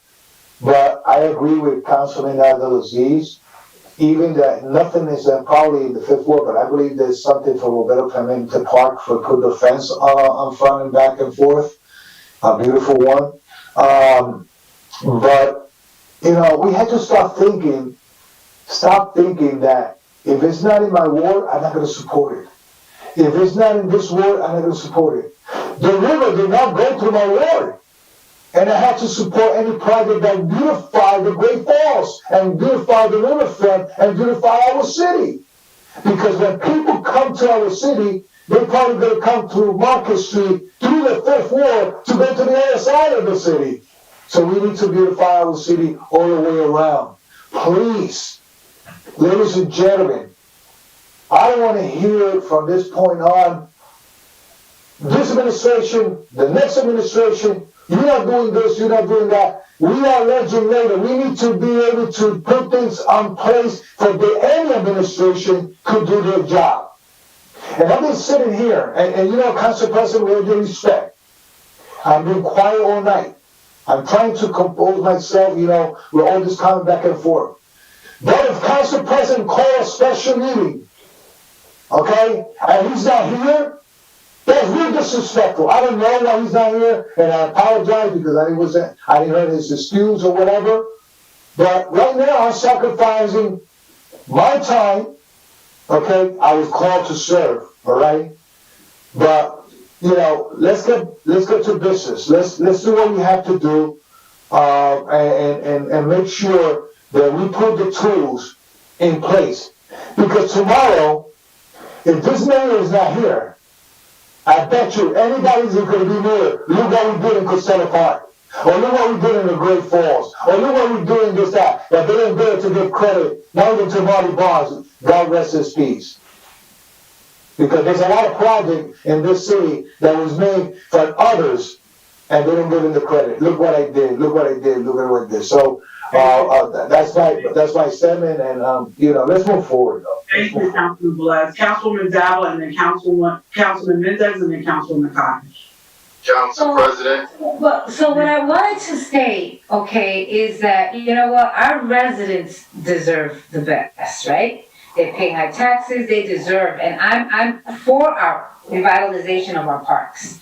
Okay, Councilman Abdelaziz always makes statements that almost wants to make his colleagues seem dumb. Okay, oh, we received it. Yeah, we just got an email right now. I wanted the BA to put it on record for the community. You should be able, Madam BA, to say, you know what, we're borrowing this much is going for this much is going for that, this much, and just whip it out for the community, because this is being televised. So when we say we're bonding, right, that at least the community says, wow, you know what, my money, my tax dollars went for that park, it went for that truck, it went for that plow. So when we're bunching it all, so those are my questions. I want the community to know why it is that we're bonding, right, and for specification. I have the email. But it's not my job to put it out there. It's the job of the administration to convince the council to support this, to move it on. So when I hear statements from my colleagues, different colleagues, you know, I can only speak about myself and my intentions. And my intentions are for the community to be aware of what is going to be taking place. I'm for DPW, I'm for our parks, I'm for our recreation department, our children, and our adult recreation, because that is needed as well. All right, so please don't try to change the narrative. I always use that word. Let's not change the narrative here of what my questioning was. I should have the right to ask the administration to put it forth for everyone to see. Thank you, Madam President. Thank you, Councilwoman Zavala. Point well taken. Councilman Mendez, and then Councilman Cotton. Thank you, Madam. Thank you, Madam President, for, you know, allowing me. Council President. Councilman Jack, I heard you. I said you would speak after Councilwoman Cotton. I heard you. I'm going to ignore you. And let me just say that, you know, and I'm gonna mention Councilman Belike for the first time directly, because he very often time referring to call my name on. I've been out of the council for 2 years. Yes, I've been out. This is Point of fine. order, if he's gonna mention me, I need time to rebuttal too. Councilman Velez, he's speaking. Councilman Mendez, please. And you know what? Let me start all over again. I always do my homework when it comes to my vote, because each council member have the right to vote the way they want. Each council member have the right to ask the question that they want to ask. No one have to tell me what do I have to vote or how do I need to vote. I gotta feel comfortable with my position. And when we're bonding, we gotta be mindful that that's taxpayer dollar that we invest in. And I gotta ask all the questions. And I gotta look citywide, not because I'm the councilman in the third ward. I was alive before. We gotta look for the better for the better of the city. Now, what I'm calling, how can we address the quality of life issue that we're facing on Lu Castello Park? Madam BA, if you come, because I'm willing definitely, and that it hurt me to see that area in that condition, Madam BA. I'm willing to go tomorrow morning to your office and sit down and listen to you. How can we put a plan together with public safety to clean Ellison Street? When I finish this meeting, I will get out of my house and I will show you and take a picture of the condition. By investing this amount of money, we're not gonna fix the problem. Trust me, we're not. You don't fix quality of life issue by investing taxpayer dollar in a location that has a homeless crisis, that is homeless infected, so you don't fix a problem like that, Madam VA. So what I'm looking for is I would love to see a redevelopment plan there. I would love to see the park fixed. But believe me what I'm telling you, that what's going out on Lu Castello Park is beyond that. And we have to take action now. You cannot come and tell me that you're gonna invest this amount of money, taxpayer dollar, and then we're going to address the problem. That's my point of view, Madam VA, to make sure that you understand me. Now, Madam VA, how much in total are we investing on Lu Castello Park? Council President? Yes, Madam BA. Yes, the total amount of funding is about 1.2, actually, I'm sorry, I think it's a little bit more now. I think it's about what the bids that came in post-COVID, it was about like 1.3 million total. And that's, that was one of the reasons why we ended up having to bond some money. There were construction increases after COVID. That's just kind of the reality. Many developers are saying that too. So, Madam BA, now that I hear you answering, and I want the viewer, I want the taxpayer in the city of Paterson to understand my point of view and my concern. We're talking about $1.3 million that we're investing on an area that we have to do a lot of work before we get into that area, into a safe area, to invest money and make sure that people go and enjoy it. We're talking about $1.3 million, so we have a lot of need in our community.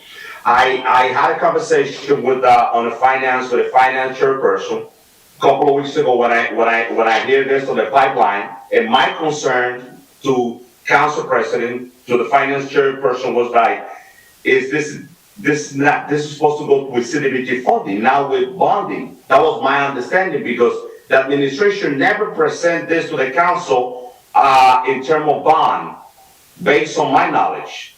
Yeah. So that's a whole. And Councilwoman Allard, Madam President, if you could correct me if I'm wrong, but I was under the impression the administration never present this project to the council through bond. It was through CDBG funding, and now we got into the reality that we have to spend $1.3 million. That's my concern. Because of the situation of the city, we have to make sure that we spend every dollar responsibly. And I'm not saying that that park is not in need of a redevelopment. It's a beautiful park. As it is now, it's a nice park. The house is beautiful. It's a beautiful park. But the problem is that nobody will go there. Nobody will take their children there because of what's going on in the area. It's drug and homeless infected. Now we have to put a plan together with a public safety, team, clean the area and organize it, and then moving forward to talk about it. And I would love to see that project funded with CDBG funding, because I was under the impression that from the beginning that was the original plan. So that's my whole argument, Madam BA. So that's where I'm going. And that's the reason why I say that definitely those $1.3 million we could invest in another side of the city. Doesn't matter which ward, doesn't matter. As long as it benefits the city of Paterson, it doesn't have to be in the third ward, it doesn't have to be in Eastside Park, it doesn't matter.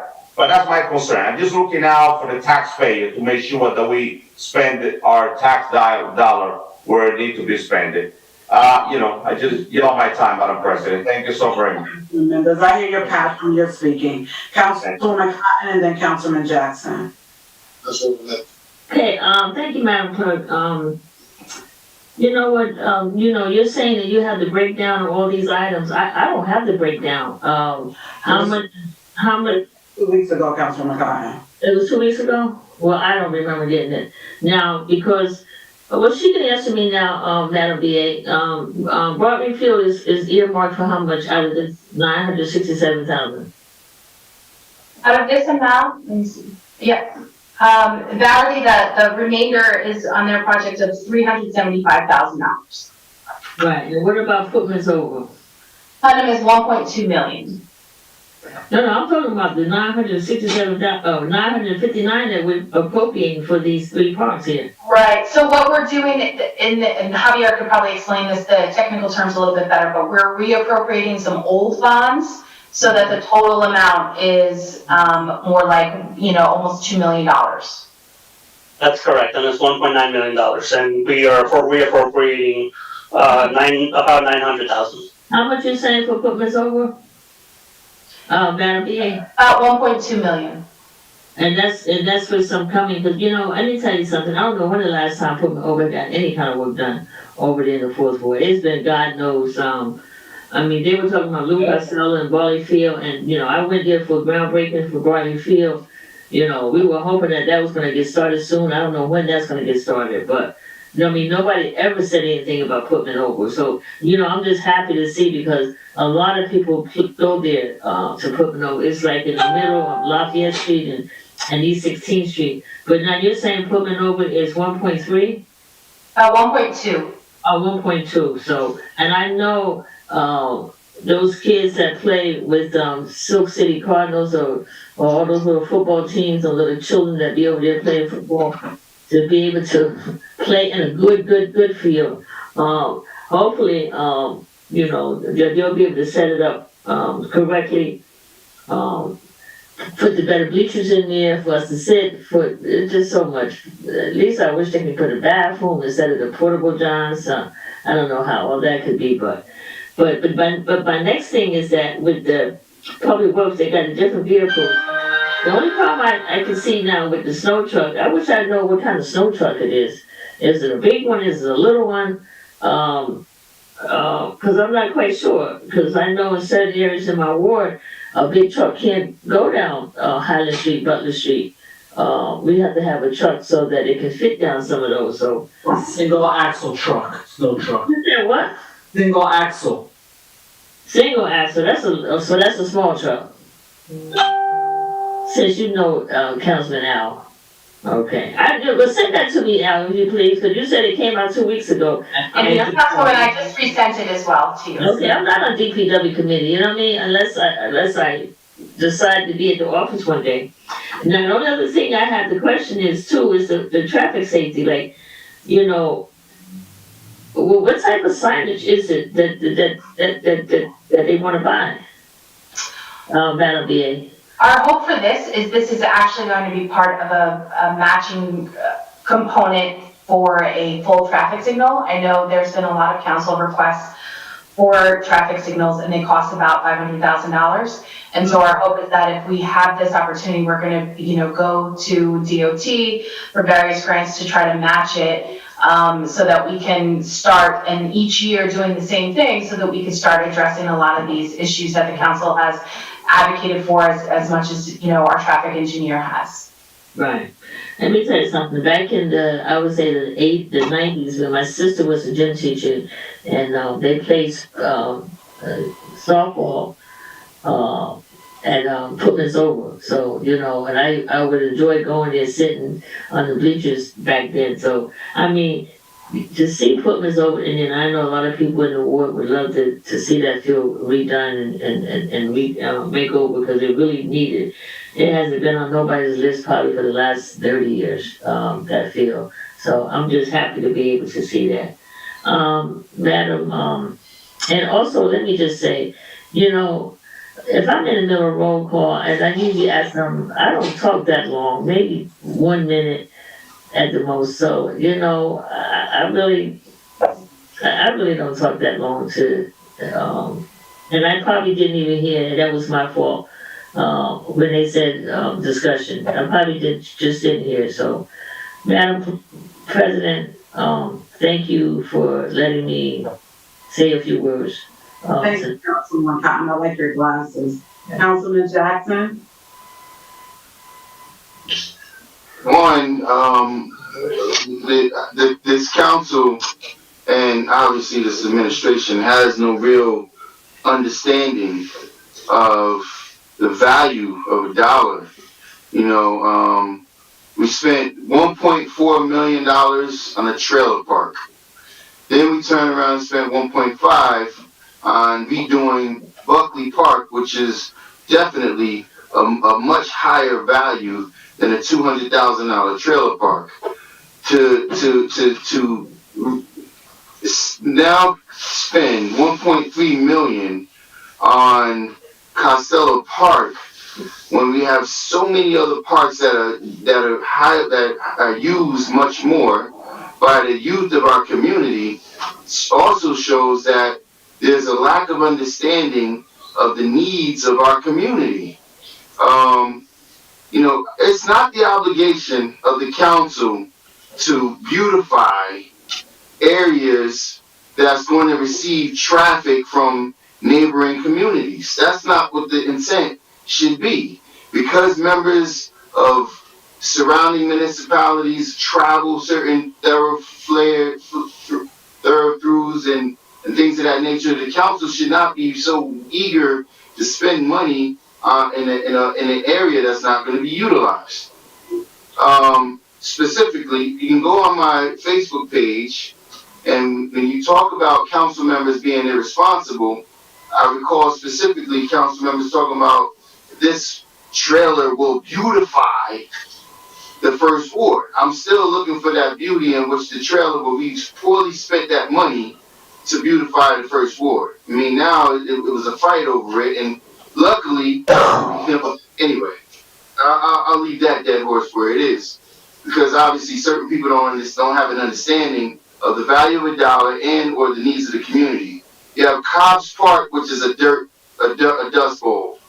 Also on my Facebook page, about 7-8 years ago, when I was coaching for a midget league team, and we had to practice on School 25, which is also a dust bowl. School 24, children that when I volunteered coaching for a midget league baseball team, we had to practice there, and those conditions are deplorable.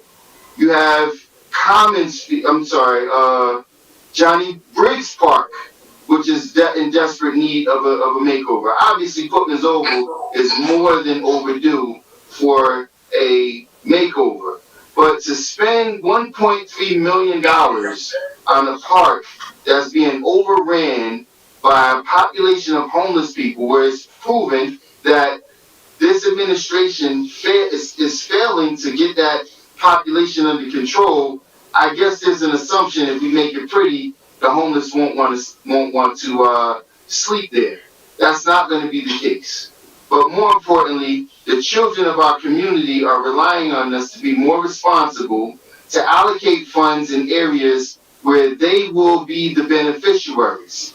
And what this is another example of only certain side of the tracks getting attention.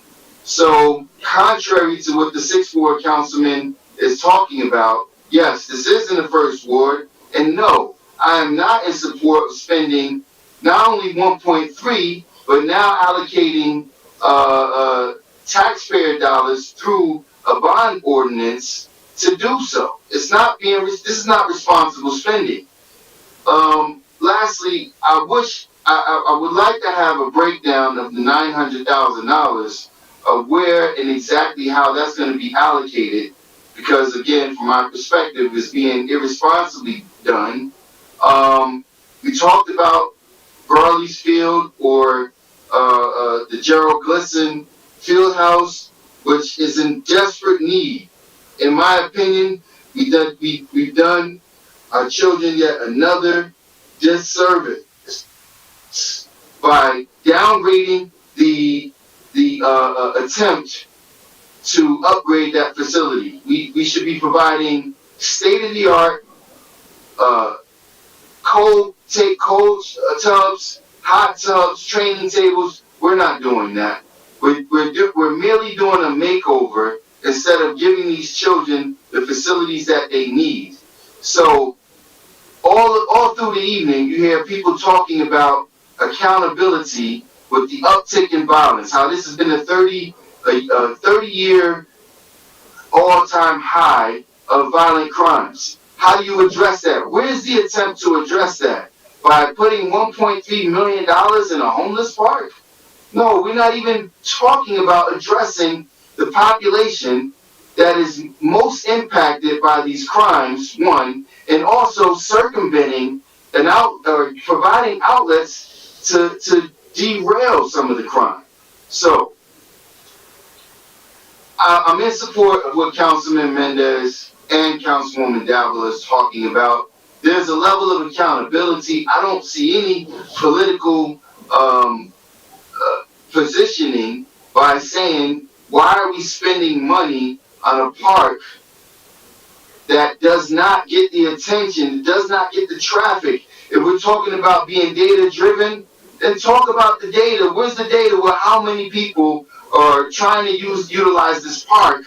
When I can talk to you about School 24, School 25, Johnny Briggs Field, I can talk to you about the number of teams that got to go down there in these excruciating conditions, and we have no clue because we don't even understand the needs of our community.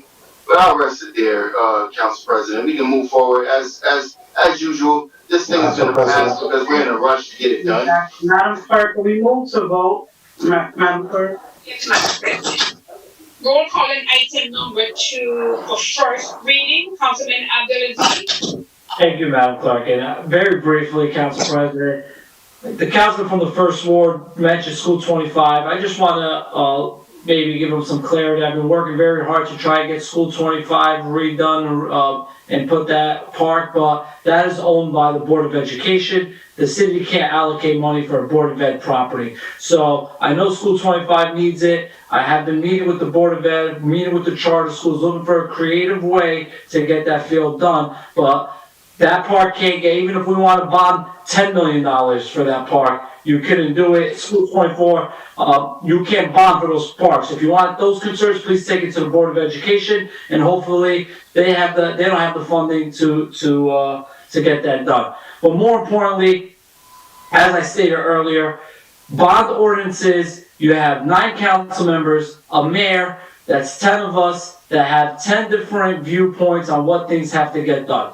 I know not every bond ordinance is perfect. The administration has their vision for that park. I know Councilwoman Mims has her vision for Putnam Oval, and then we have the Gerald Glisson Fieldhouse. Stated at the end, we all have to look at what's best for the entire city, and I feel this is a step in the right direction. And speaking of Buckley, I was a person that pushed that, not in my ward, on the other side of the tracks, as I hear, and I'm the one that pushed out on my first 3 weeks on the council. So we're in this for the entire city. If we start looking, and there's 10 of us that have 10 different viewpoints of what could get done, just Councilwoman Kine, when this field gets done, I hope you're going to treat me to some torpedo base, and we'll grab our beach chairs, and we'll go watch a softball game. You know, maybe we'll get the East Side Kennedy softball game, and the kids need it. I know Commissioner Arrington, you see his post doing the T-ball with the kids up at Putnam Oval, and this is a step forward. And I urge my colleagues to remember that we all have different items that we want to get done. And at the end of the day, we got to think about the entire city. And my vote is yes. Thank you. Councilwoman Khan? Thank you, Councilman Albanese, for saying that, because you know what I find is that people do need to be around something that look nice, because you know sometimes they're not able to be around like that, and I find that when you see the laughter in their face, and they got all kind of issues and things that's going on at home and everything, but when they can come around and be something really nice and they feel happy, and I said sometimes just sit down and just sit back somewhere and just watch, and you can see how sometimes what they look like when they come in and then what they look like while they're in there, and it makes them feel good. And I said, and you know, even though I know we're in this pandemic, and I mean, like I said, this is something that we're never going to forget in our lifetime. I don't care how many more years we're all going to be here. But this is the year 2020, even 2021. You know, I hope that it can get better for us. But for now, we don't know. But just to know that at least one of the parts has not been done since I can remember.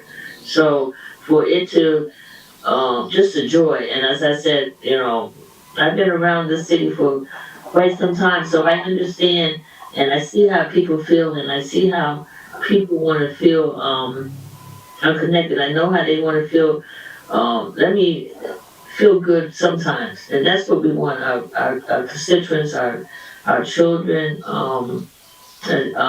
everyone. We just want them to be able to.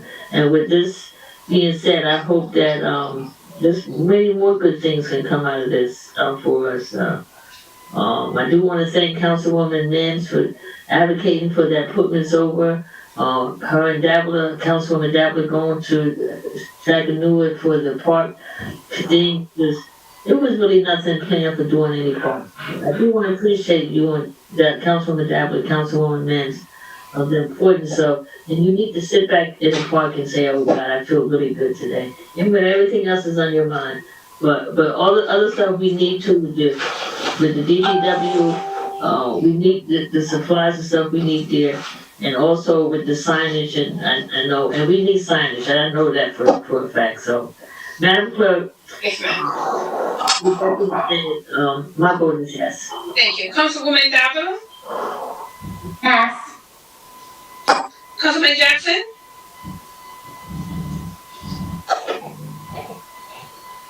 Thank you, Madam Clerk. So, let me be clear. I'm by no means am I opposed to the necessity to upgrade in our community. It's obvious we need upgrades all over the place. What I'm disappointed by is the fact of how certain areas get so much more attention. Much like in this last snowstorm, when I have to endure phone calls, and it's not me because I didn't travel to that area. I didn't go down there to see what areas get more attention than others.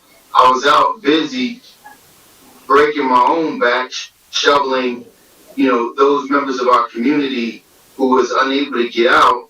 I was busy taking care of that, but I did take on a great deal of calls where residents were asking me why are the streets in certain areas of the city more clear than others. And it's clear, certain parts of the city get more attention than others.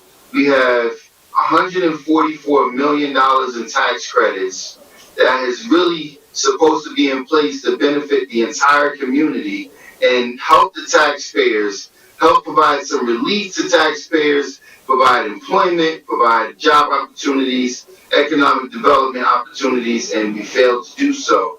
But we spent the majority, in fact, all of those tax credits within a certain area, and that's around the Spruce Street corridor. The Great Falls, Hitchcock Stadium project, the furthest out is stretched is Ward and Memorial, and then you have the church on Main and Ward Street. You have all of these places. So it's obvious to complete the corridor, we want to do an upgrade to a park that rarely gets utilized, and that to me is doing the community a disservice. We've already put a great deal of attention there, but you could talk about Cobb's Park. That's down. That has not been upgraded in quite some time. There's so many different areas. Roberto Clemente Park. Roberto Clemente is a park that is very, very highly utilized. The sprinkler system there is in desperate need of an upgrade. The front portion of Buckley Park is in desperate need of an upgrade. The councilman of the 6th Ward is talking about how we cannot allocate money.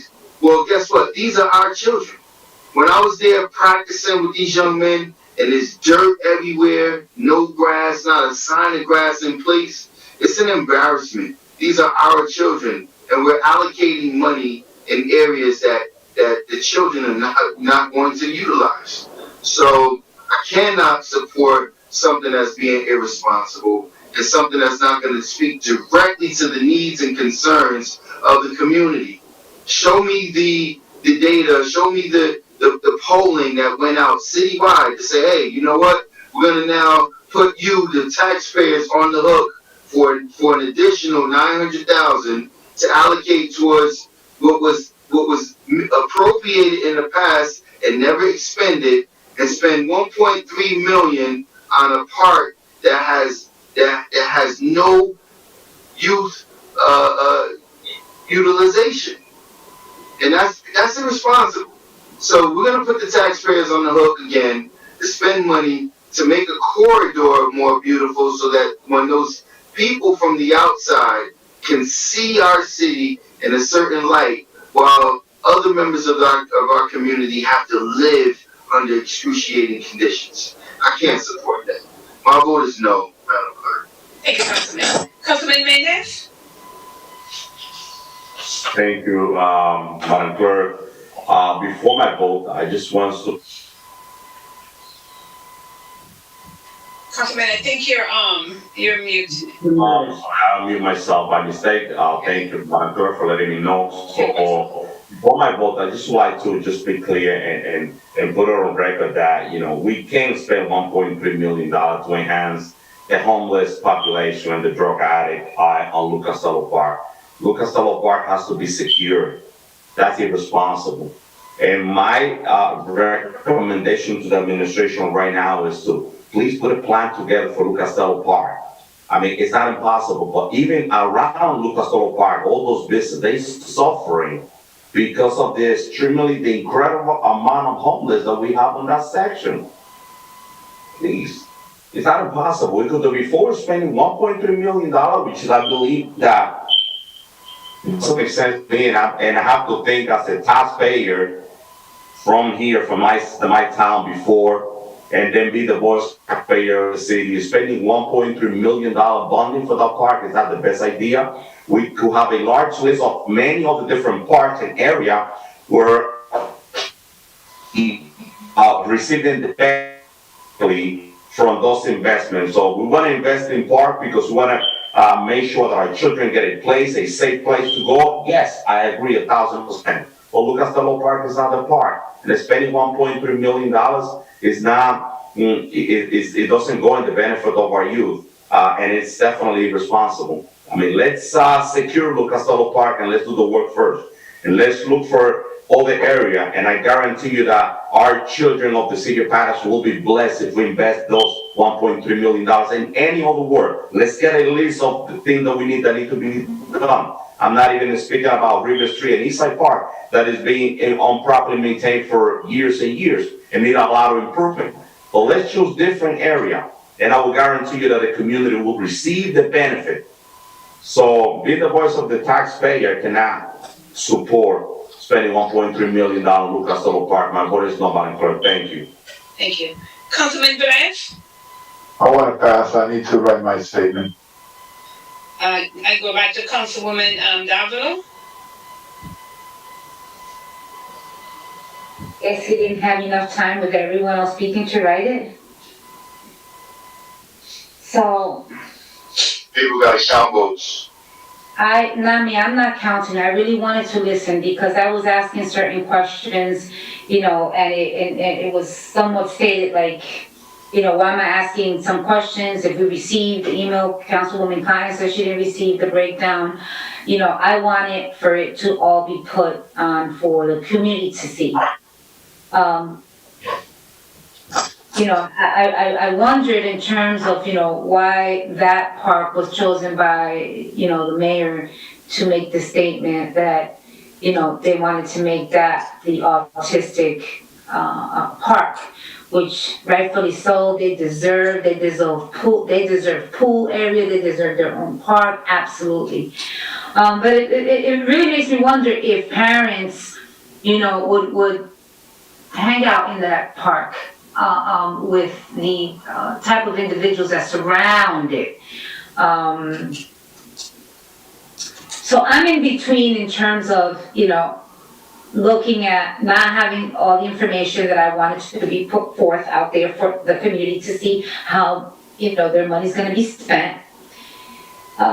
You know, I wanted to know, you know, that 900,000, how was that, you know, reappropriated? Like, where's those monies coming from? You know, you decided to pull it from somewhere, but, you know, where that reappropriation is going to, you know, so I'm in between, so, you know, I'm very, in my 7 years almost here, very often do I abstain from supporting something. My yes is yes and no is no. But, you know, with this one right here, me understanding the need with putting them oval, absolutely. The need for the field house, for DPW, to get exactly what, you know, we've been talking, I mean, at the end of the day, you know, we as council persons get all the complaints, right? And then we're saying, hey, you know, where are their tools? You know, they don't have enough trucks, you know, they're broken down. But putting Lou Costello in this bond right now, it's where it put me at a position where I'm just not sure, you know, and I don't know if any council member has been in the position I'm in right now, but I'm really confused. I really, you know, it has to be a yes, it has to be a no, it can't be partial. If Lou Costello was pulled out of that, maybe I could reconsider it, but, you know, at this time, I can't. My vote is no. Thank you. Councilman Velez?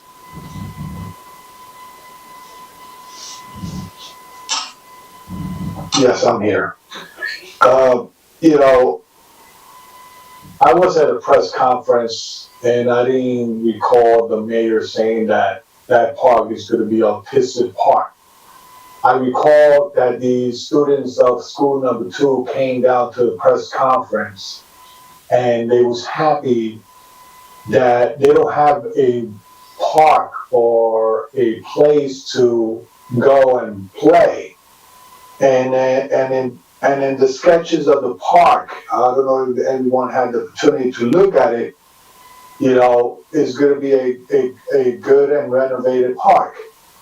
How are we going to address the homeless? That's a different department, a different division of the city that this administration had to work on that.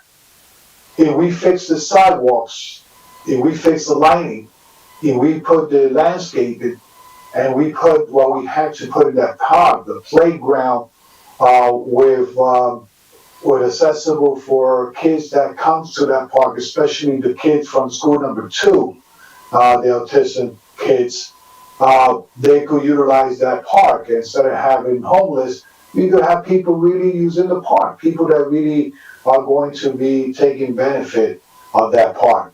I think that is a step of putting the money where the people say that we need to fix park, we need to get money to fix park.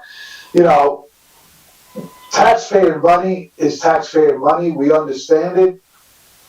I haven't heard no one in this council yet to say, let's not use taxpayer money, but let's use this money. Let's not use taxpayer money, let's use this money. I know people that have been sitting in this council and they probably gonna say that they're gonna be there for the cutting ribbon and say, look what we did. Ladies and gentlemen, let's give a break.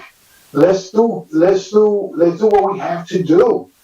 If we don't put the first seed in a project, we cannot sit back and say we did a good job. I think that this park will beautify is going to beautify the area. I think is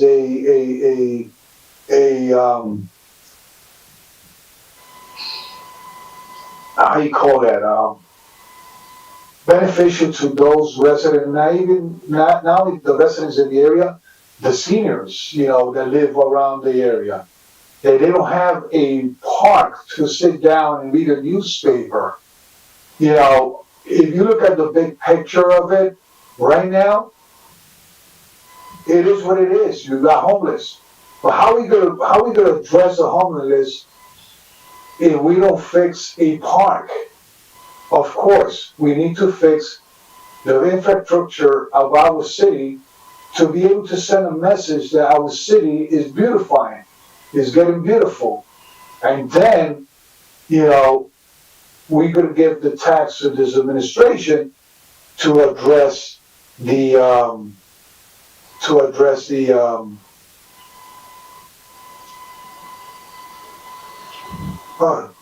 this is me. I'm sorry. To address the situation with the homeless. Ladies and gentlemen, my vote is going to be for those kids that was in that press conference, for those kids that know that part is going to be, how you call it, I don't know if I'm here? Yes, we hear you, Councilman Below. Yeah. I'm sorry, something happened to my, I don't know if I'm okay here. Okay. Hey, What was that? are you all right?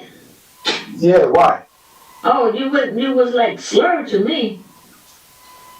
No, the thing is that, look, it's almost 12 midnight, and this is the first item that we're talking about, second item, and we want to move forward. Let's give a benefit of the doubt that we are putting the taxpayer money where it's supposed to be. The taxpayers goes through there every single day, every single night. And the first thing they say, when this administration or the past administration or the past or the one moving forward, is going to do something for that part. So saying that, I know there's other things, an item here like DPW, the signage, if you recall that we launched in the city the pedestrian safety program, okay? And this money is going to be utilized to put more signal like we put in on 20 Avenue and also Park Avenue for the crossing of the students and this and that around the city. So there's other things that we could say tonight regarding this bond. So I think is a good decision now. We're going to make accountable the administration that hopefully they don't come back asking for more money. And still the BA haven't answered my question regarding what is going to be the breaking. I don't want to interrupt you because, when we're in the middle of voting, there is a 2-minute rule. I've been allowing everyone to talk, and it's going into like 7 minutes at this point. Oh, okay, I'm sorry. I didn't have it. I'm sorry. Yes. Yeah, I don't want to delay my vote. And I don't want to fall in the same category of my other colleague. So my vote is yes. Madam President? So right before I vote, I just want to get an understanding from our corporation council right before I vote. With this bond ordinance, is it required that it's a majority vote or do we need at least 5? It is a majority vote. On second read, you would need 2/3 of the council. Okay. So thanks for the clarification. So let me just say this, because Councilman Mendez asked the question. So Councilman Mendez, the majority of Lou Costello Park was CDBG. So it was. When they put together this application, they added in this $325,000 to come out of the budget. I'm like you, I don't really like that they're doing it. However, I am reminded, and Councilmember Les said it best, of the youth and the students, and Mrs. V is one of my favorite educators. I have so many, but she's one of my favorite. And the cries of the issues by school number 2, with them even running across the street. I remember we did the autistic signs there, and now to have our first Spectrum Park, not just in the city of Paterson, but I believe it's in the state, that we will have it here in the city of Paterson to be able to adhere to any concerns of our children. And we know our children are very much a priority. Also, when I look at our city's budget and we see that our city's budget is only, recreation is only 1% of the budget, anytime that we can do alternative things creatively to increase recreation, that also should be a priority. I want to commend, because when I first came to this council almost 3 years ago, I put forth a recommendation on the floor for a master parks plan to be put in place for all parks. It wasn't pinpointed to one section of the city, it was for all the parks. I mean, across the spectrum. The administration took the request. We got a grant. We went to Chattanooga, Councilwoman Dalla and myself. She made a recommendation to create a Friends of Paterson Park, and money was allocated into the Friends of Paterson Park, and has been utilized not just for one section of the city, but across the city. So I have to commend that work, because I know as the spearheader, I've been pushing, advocating, and really on top of the work that's been done. I want to also give credit to Mr. Andy Stone, who we got the grant, and we have a vision plan that was created, which has an assessment of all the parks citywide with a priority listing. And so we're following that priority listing of what we requested, and we voted on this as a council to look at the parks in the priority of what the needs are. So I commend this council, because we've done that. So now we're here where we have before us items that we're looking to get done. For example, Putnam Oval. I've been asking the administration for almost 2 years, and they agreed, and now it's on here. And I'm grateful, because our kids need great places to play. They need recreation. We always say kids need something to do. It's in this item for something for our kids to do, and it's across the board. They play all types of sports, all different ethnicities play here, and I'm excited for that. I'm also excited to hear, and Councilwoman McConnell will be happy about this, on East 27th and Broadway, I've been advocating for a traffic light. Right? I've been saying, let's go to NJ DOT, let's find some grants, and I'm excited that this will jumpstart that work, so that there will be a traffic light. If you look on the stretch of Broadway from East 27, not until you get to East 30th, there is no traffic lights, there is nothing, and there was a major accident with a fatality within the course of time that I've been sitting here, but I've been advocating for that for the last 3 years, and I'm grateful to see that a part of this is that. I'm also grateful to see that DPW made some recommendations. As we always talk about, they need equipment, let's give them what they want. They made recommendations, and it's in here as well. So with that being stated, and the items that are here, although sometimes there's stuff we don't like, bonded out. We have been bonding for parks since the first park that we did, when we did the one on Chamberlain Ave, and then we did Brandysville, and so, I mean, we did Bear Trap Park, and there's some more work. But I also want to say to the First Ward, we already have on the agenda Tyrone Collins Park, they're getting a gate. Cobb's Park will get their gate repaired. So we're all over the city. It's not just pinpointed to one particular area. I have to say that because Parks is my baby. It's like I've been rocking this since 50 years, and I would never allow us to just go into one area. We're across the board, and we're trying to be fair. An assessment was done by an outside consultant, and I am making sure I hold the administration accountable to following that plan, and they've been doing a great job, and I have to give credit to that. So with that stated, this is first reading. I'm looking forward to the second reading on this. And it's with my great pleasure with these items that I vote in great affirmative, and my vote is yes, Madam Clerk. Thank you. The vote is 4 in favor, 3 against, 2 absent. Item number 2 is hereby adopted on first reading. Second reading and the public hearing will be held at the next regular meeting of March 23rd, 2021 at 7 p.m. Thank you, Madam Clerk. Item number 3, Madam Clerk. Next item is item number 3 for first reading. No public hearing is required.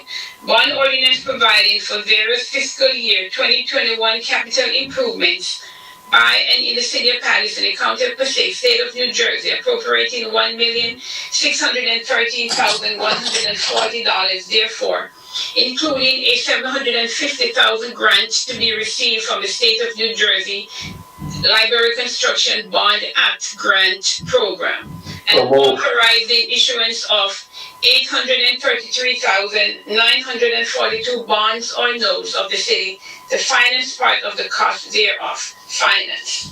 So move. Moved by Councilman Velez, second by Councilwoman Davila, Mims, and Abdelaziz. Roll call, Madam Clerk. Action. Roll call on item number 3. Madam President, I call for discussion. You call discussion, I'm sorry. Councilman Mendez? No, not a problem. Before our vote, Madam BA, can you elaborate a little bit more about this bond ordinance? And just for clarification of the public, how the funding will be spending? Sure, yes. Thank you, Council President and Councilman Mendez. This one details, in particular, some of the library improvements. It talks about the Danforth Library, in particular, the Children's Department, the Community Literacy Center, improvements to and replacement of roof and walls, and the retaining wall improvements over in the South Paterson Library.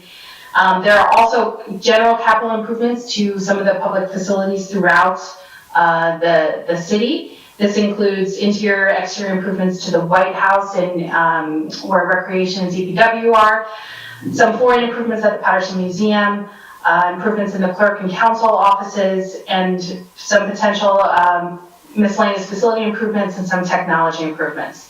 In the listing that we shared with the council, the equipment and purchase and improvements for facilities is about $438,000. The library is $425,000 in total, and that includes the match for the state library construction grant of $250,000, and then some of the improvements in South Paterson for $175,000. Okay, thank you, Madam BA. And Madam BA, I know that we have listed the Paterson Museum. We have a floating improvement at the Paterson Museum, and I'm not part of the legal committee, but I think that there has to be a conversation about the situation with the Paterson Museum, Madam BA, and that conversation needs to take place at the legal committee, because there's litigation involved. But my concern is that the total disrepair that we have at the Paterson Museum, starting with the parking lot, starting with the building itself. I'm very satisfied. I hear that with this funding, we're gonna fix some of the sectional side, which is a big liability, and taking in consideration that we own that property. If anybody get hurt, so we are the one responsible for that. So I think that, in my case, I would like to know the status of the litigation with the Council Paterson Museum, but that conversation will have to take place on the committee, and I'm looking forward to get that information.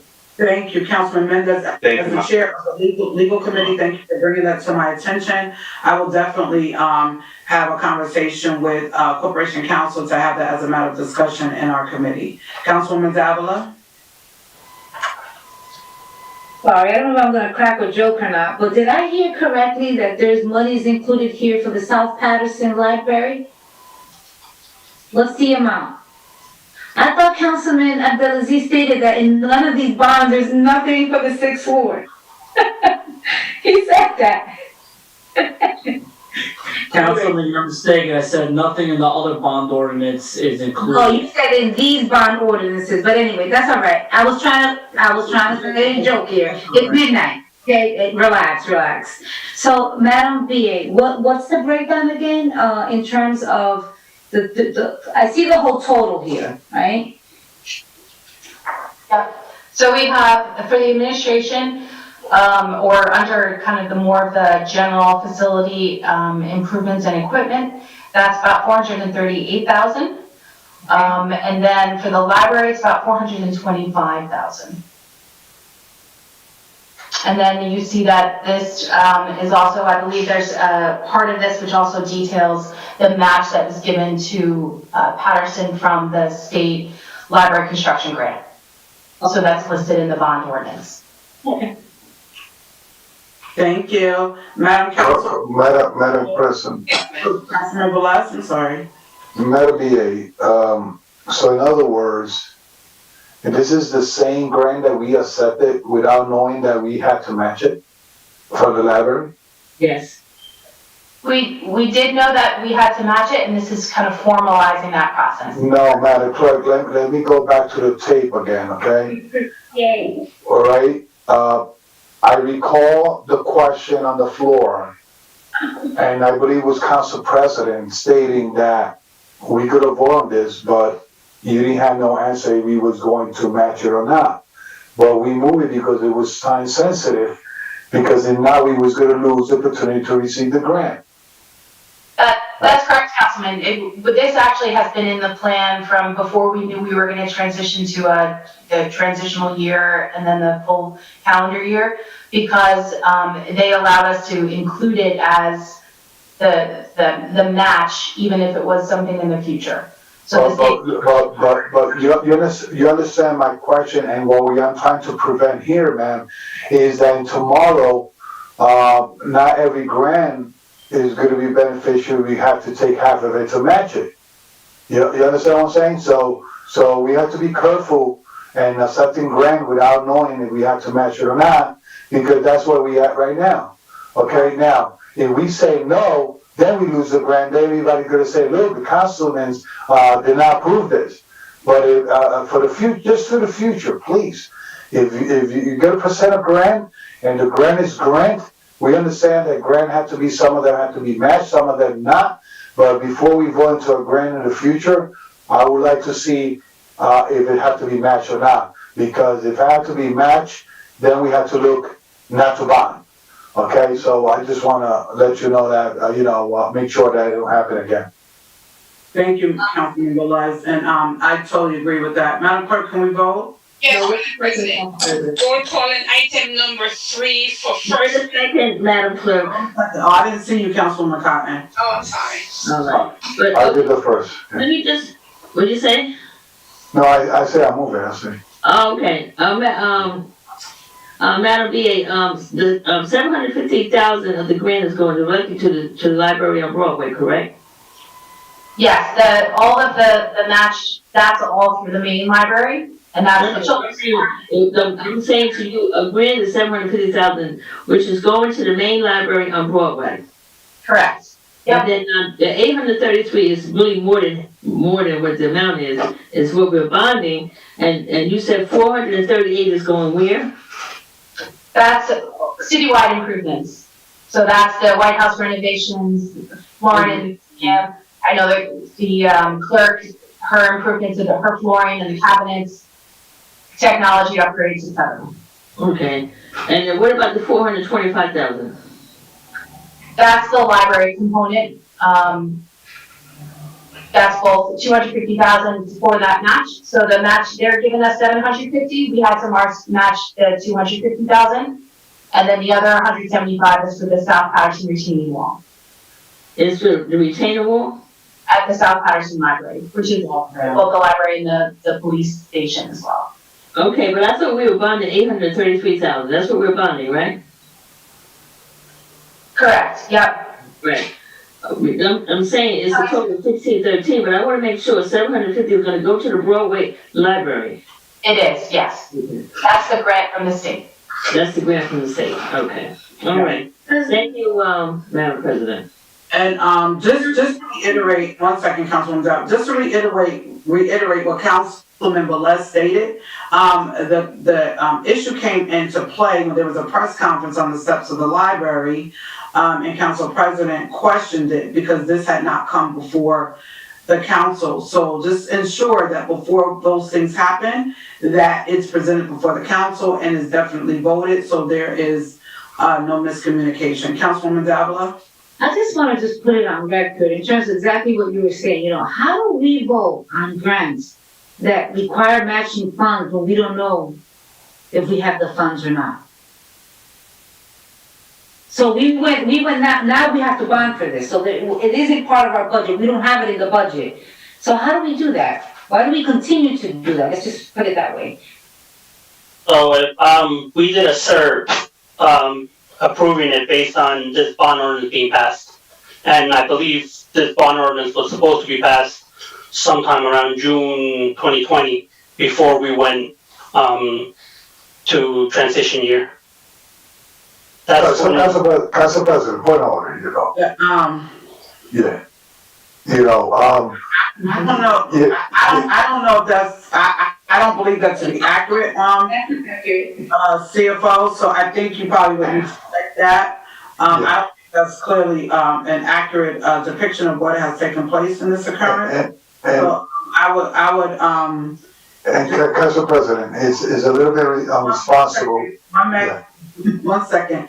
Like I know you're going there too. Just ensure that you guys are on the same page, CFO. I know you're new and you're trying to drive improved points early on, but you have to be in sync with the administration because that is not a clear depiction of what this is about. This item for me, it's clear. The library needs these improvements. It's very clear.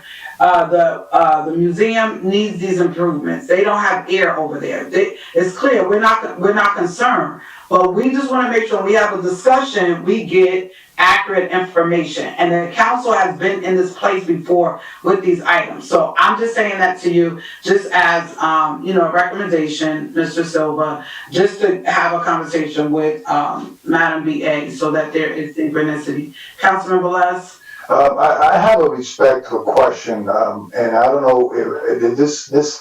I see Mr. Silva, with all due respect, I don't know if there was a process transition in your position with the former individual that used to run your position now, if there was a chance of transition, but it sounds like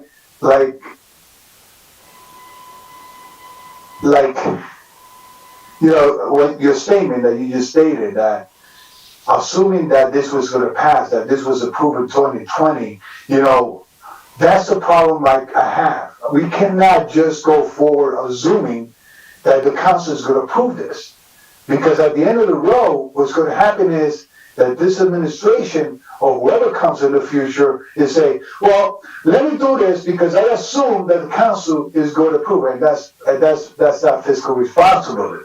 But I just want to make sure that I know they didn't give you the book of instruction to do your work, probably your expertise, but it sounds like there was not a transition period between the information that you had to get, whatever they have in the past, because you were the treasurer of the city, okay, and not really the assistant SFO, FSO, whatever it is. So now I forgot. But I want to make sure that moving forward, this don't happen again, and making sure that we be informed even way before a grant comes in. Make sure we get all the detail before voting on it, because right now, if it's a matching grant and we put in more money than whatever the grant is, it's not a matching, though. It's more than a matching. So, but hey, the show must go on. Thank you, Council President. Madam Clerk, Council President, let me just say one more thing, please. Yes, Councilman McCartney. Yeah, I just want to say that, our library director, Corey Flemings, he does a lot of good things in the community. He shows up to a lot of good, events that doesn't even sometimes have nothing to do with the library. So, and I know he does more.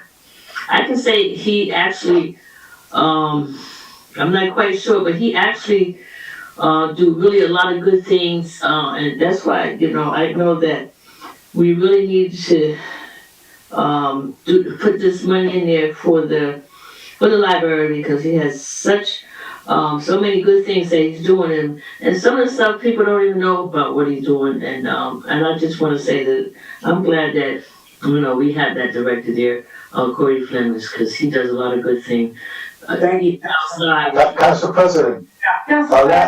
Last but not least. Can you make As the statutory chairman that I am, I had the opportunity to meet with Mr. Fleming. Listen, this gentleman is open mind.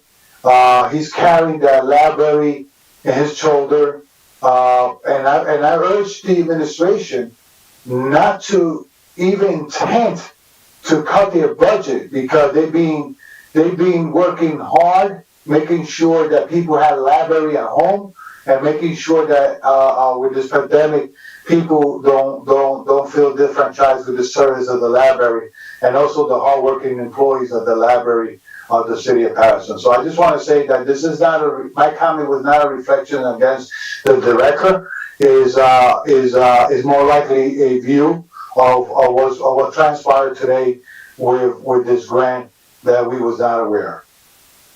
Council President? Councilwoman Zavala, and then Madam Clerk will be ready to vote.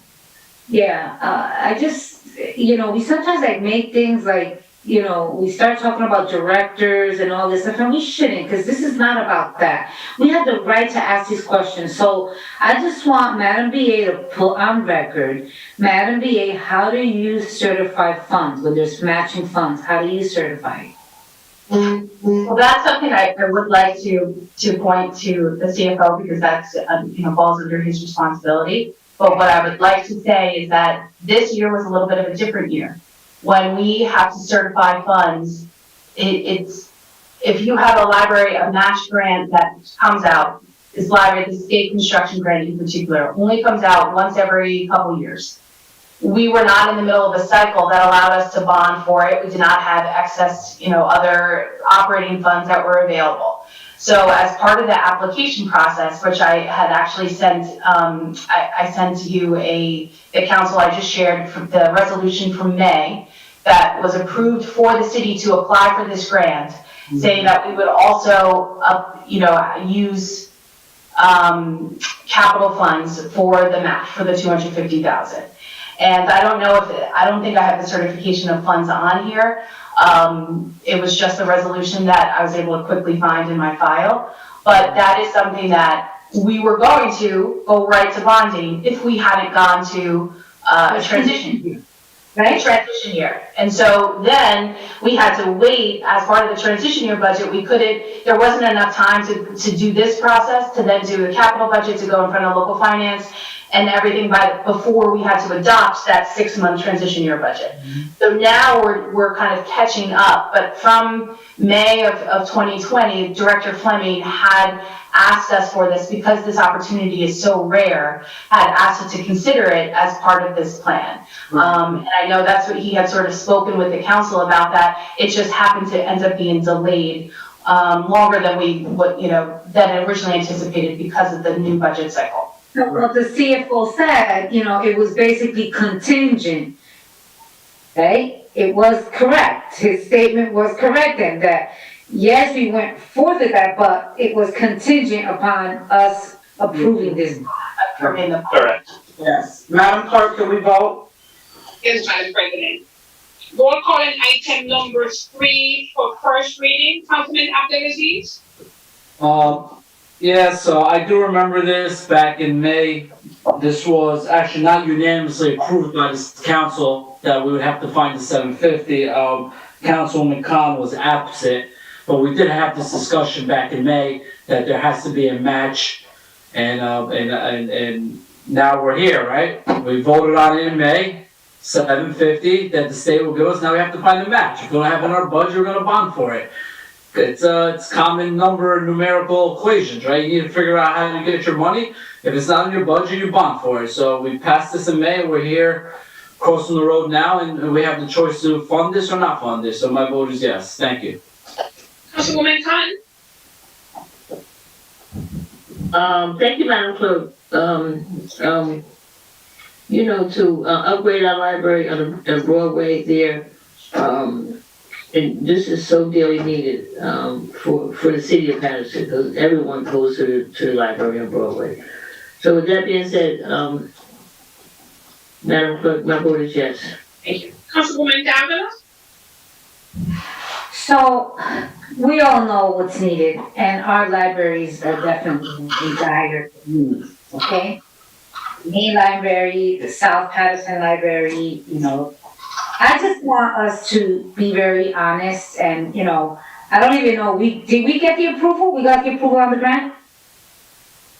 Okay, just that when we're doing that, that we do say, oh, well, we don't have the funds now, so we have to bond for it. No, be honest about it. There needs matching grants, and you know what? This is where the money's gonna come. Certify that the funds are there. Don't assume that it's gonna come back to us, and now we're pinned in a corner, and this is what we have to do. I, for one, I am supporting this, okay? I am gonna support it.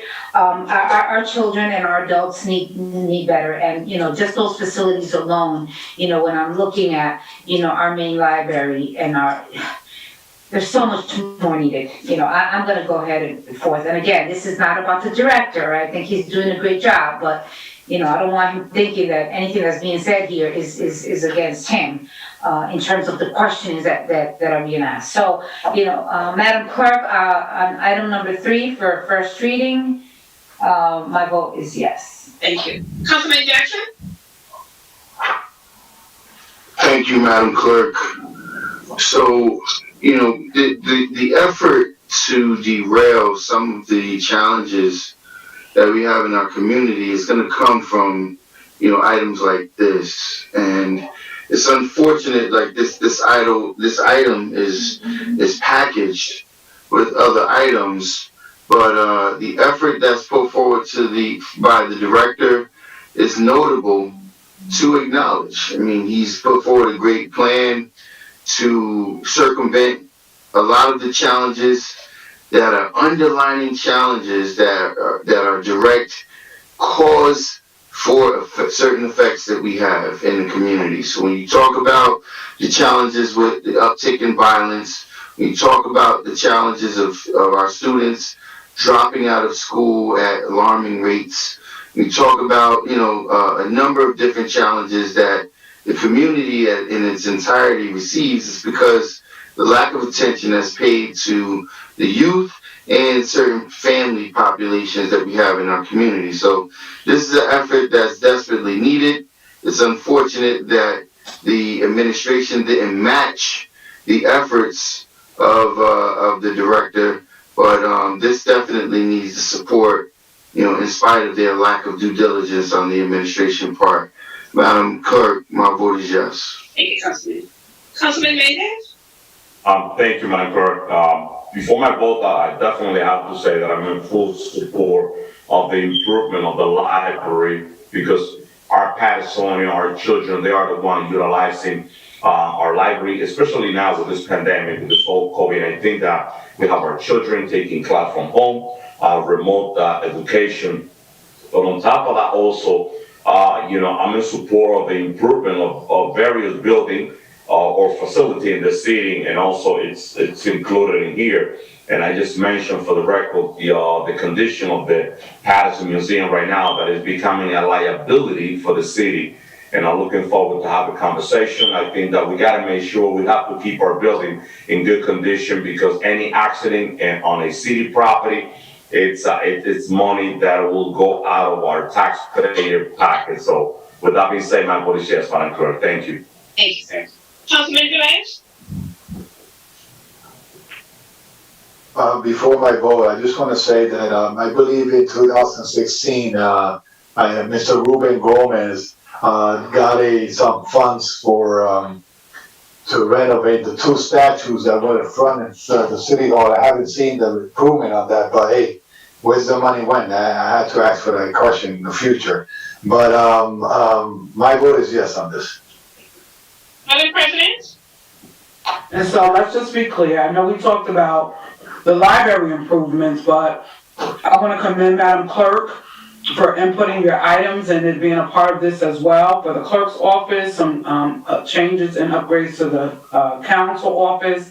There's also exterior and interior improvements to the White House, which is in desperate need. The museum, I have so many needs and so many other things. I do commend the work of Director Corey Fleming and all of the creative ideas and innovation that he's brought into the city of Paterson. So kudos to him and to the board, the library board as well. Madam Clerk, my vote is yes. Okay. 47 in favor, 2 absent. Item number 3 is hereby adopted on first reading. Second reading will be held. Second reading and public hearing will be held at the next regular meeting on March 23rd, 2021 at 7 p.m. Thank you, Madam Clerk. Item number 4, please. This item is item number 4, first reading, no public hearing is required. One ordinance providing for various improvements for the fire department, office of emergency management, and the police department by in the city of Paterson, the county of Passaic, state of New Jersey, appropriating $2,416,000 therefore, and authorizing issuance of $2,299,999 bonds or notes of the city to finance part of the cost thereof. Moved by Councilman Velez, second by Councilwoman Mims. Discussion. Councilman Mendez. Sure. Thank you, Madam President. Madam BA, I don't see that we don't have anybody from any of the public safety or the fire department to just illustrate a little bit more since there is we don't have anyone. Can you elaborate a little bit more, because I see that we have improvement on the fire department, the emergency management office, and the police department. So how are they gonna figure this stuff amongst the 3 different offices, and can you elaborate a little bit more for the public on this? Sure, yes, I can go into some detail here. First, with regard to police, this is something that as they're working to repair a lot of their current cameras, we're also looking to add more cameras citywide. These are not body cameras, but citywide cameras that would include and become more inclusive of parks and dumping areas as we continue to try to address that issue. There's also some tools for motor pool, including a tool locker. There has been, this is something that they have been using a lot of their own tools, those employees. And so we're now investing in the city and having the right, kind of checks and balances to make sure that those remain. On the fire department side, this includes the remounts of 3 ambulances that had heavy use during the COVID crisis. This is an efficient way to kind of repair them, restore them, not having to purchase completely new ones. You can see some other vehicles that are needed, one including for EMS, so that they can have locked supplies, including Narcan. There's something called the Recuperation and Care Unit, or RAC unit, which is in desperate need of refurbishment. This is what goes on site for fires, where firefighters can go and, kind of during the middle, if they're having smoke inhalation issues and so on, that this is an on-site tool that's used. There's also some kind of basic improvements at a few of the firehouses, both the Northside Firehouse and the Lakeview Firehouse. So this is just some facilities improvements there. And also the fire department has taken on the responsibility of improving or managing citywide fleet of vehicles other than police and DPW. So that's for our inspectors as part of economic development. That's for our health vehicles, for their inspectors and so on. We are starting to, we know that a lot of our teams do not have cars, and we want to start providing them as part of our improvements so that inspectors, again, can go out. It's something we want to do as part of the Board of Public Utilities, electric car sharing programs, or so that we can start creating electric charging stations and, kind of utilizing the matching funds that are out there for that. And that's all going to fall under the fire department. Last piece is for OEM. There are 2 state contract vehicles for OEM. Again, one for transport and one for emergency and pandemic logistics. And that's everything from, emergency logistics for storms and so on, COVID stockpile transport, traffic diversion, emergency logistics, as well as communication centers, some hardware and software, some last pieces that are needed for the Pennsylvania Avenue facility. Thank you. And thank you, Madam BA. The reason why I'm asking you to be as specific and on detail, because those are 3 very important departments, but also the public need to know exactly, what we're bonding for, and we have to inform our taxpayer. And I do believe that for second reading, it will be important to have some of the director here, just in case there's any question that arise from the public, since we have a lot of equipment, but it's a large amount also as well. So we want to make sure that our public get full information about what we're doing here. Thank you, Madam President. Yes, and right before Councilman Abdelaziz, I see your hand. I do want to commend, because I know with the merging of and consolidation for the OEM, I think them coming forth with this plan to ensure we have cameras, that all of the necessary tools are in place. This is one of the requests that's been made many times by this council, that they will put together a plan of what is needed in their department. So I'm grateful to see that they've come forward. A lot of stuff that they do it through grant funds, and they find grants and write grants. So I always commend them for the work that they do, especially when it comes to saving money for the city. So to see them put forth something, this is kind of a rarity, because most of the stuff that they do, they find grants for what they do in their departments. Councilman Abdelaziz? Thank you, Madam President.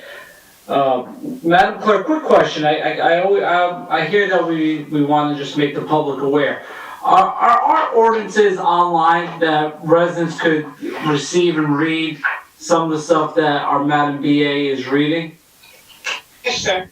Yes. So these are all accessible online for the public, or just for council members? No, not for council members. This is not online yet. It's not on, so our ordinances are not online prior to the meetings? Right. It's not there yet. So I think it would be important that most governing bodies, the ordinances and the agendas are up there so public could read and see and have all this stuff prior to meetings. So if they have any questions, instead of us doing that. I know other governing bodies, it's in there a couple days before, or at least the bulk of it.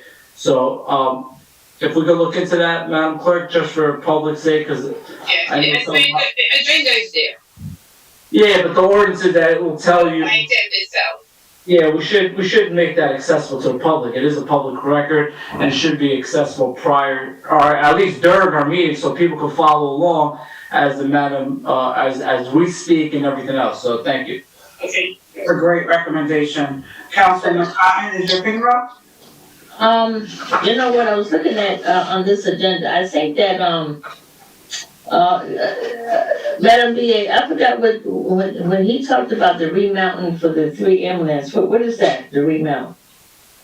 That's sort of redoing the engines after all the wear and tear that they got over the COVID crisis. And this was something that we were hoping that we would have gotten approval to use CARES funds to support, and that wasn't supported through the county's kind of deciding body on this. So that's why we're including that in here. Right, because we applied for we asked to see if the county would put it in their COVID care money, and they refused. Right, they weren't doing a lot of the vehicles, yeah. Oh, okay. Now, I just need to answer Al's question about why the resolution is not on the agenda.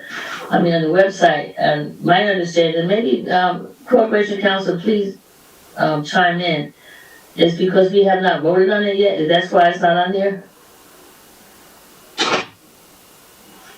That's additionally, after you go through first reading, it is then published for the public to read. So after first reading, it will be published to the public so the public can read, do public comment and such. Oh, we have to go through it first because it's, okay, and then, once we go through it, then it's on the agenda, especially for our regular meeting. Also, because there may be some changes before it's voted on, so that's why it's not up prior to. I understand that, you're correct. All right, thank you, Corporation Council. Thank you, Madam Clerk.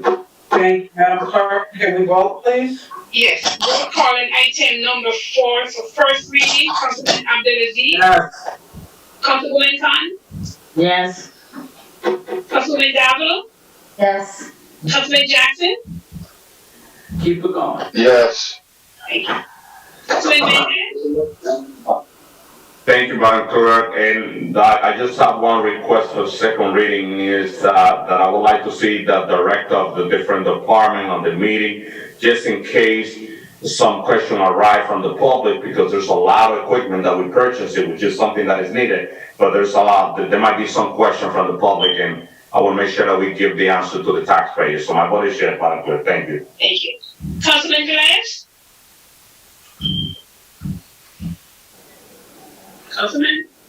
Councilman Velez? There. I'm here. I just doing a coffee. I'm sorry for that. I'm sorry for that. Yeah, my vote is yes. Thank you. Madam President? Yes. The vote is 7 in favor, 2 absent. Item number 4 is hereby adopted as first reading. Second reading will be held at the regular meeting of March 23rd, 2021 at 7 p.m. Thank you, Madam Clerk. Item number 5, please. Next item is item number 5 for first reading. No public hearing is required. One ordinance providing for various sewer utility improvements by and in the city of Paterson, the county of Passaic, state of New Jersey, appropriating $4 million therefore, and authorizing issuance of $4 million bonds or notes of the city to finance the cost thereof finance. Is there a motion? Move to table. Is there a motion? Move to table. Move to table. Is there a motion? And this is the money for the sewer utility. To fix those emergency sewers that breaks, right? Is that what it is? That's it. Second the table. Council President, there's a motion on the. There's a motion and a second on the floor. Can we do a roll call to see if there's a motion to table it, Madam Clerk? Okay.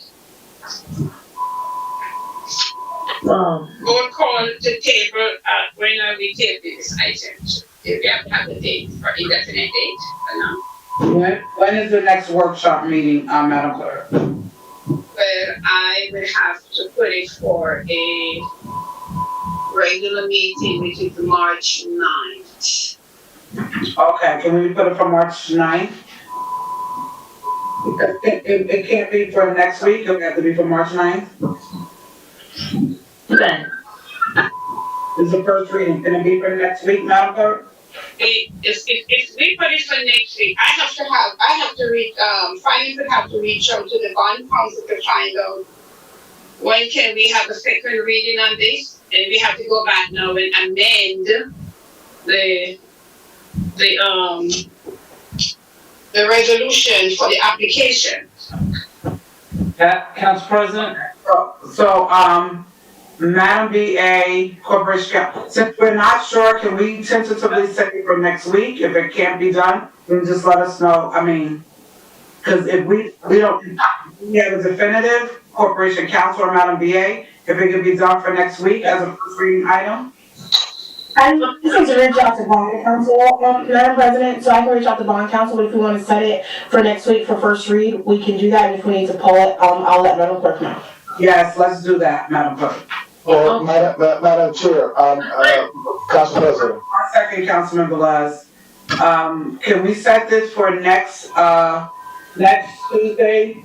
And then, corporate the council and our Madam BA, they will check to see if it can be done.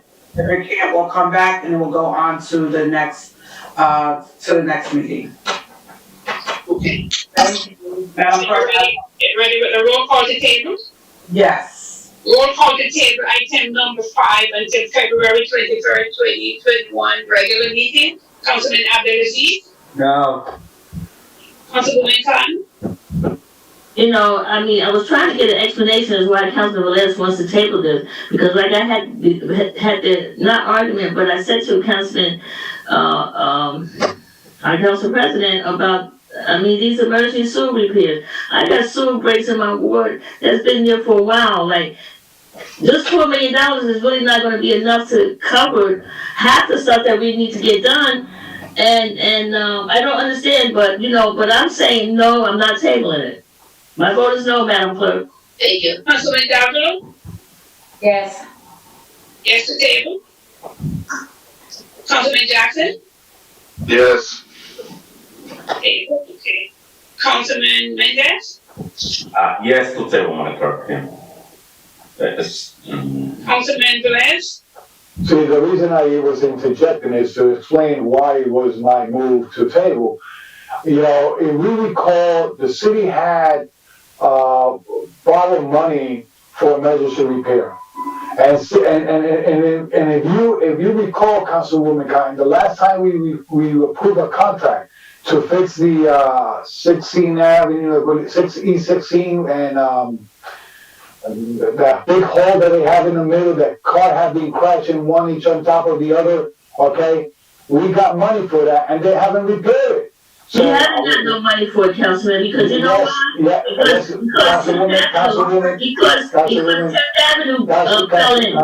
Councilwoman, let him finish. But I'm saying he's making a mistake. I know, Councilwoman, we know that. This item includes that, but let him finish. This item includes 16th Avenue, because there was no money previously allocated for it. Councilman Velez? I recall when the DPW director stated that we need to approve this to be able to fix that big hole that they have in that street on E16 Street, okay? I was the DPW chair, okay, in that time, and I was pushing for it to get it fixed with that money that we allocated for that.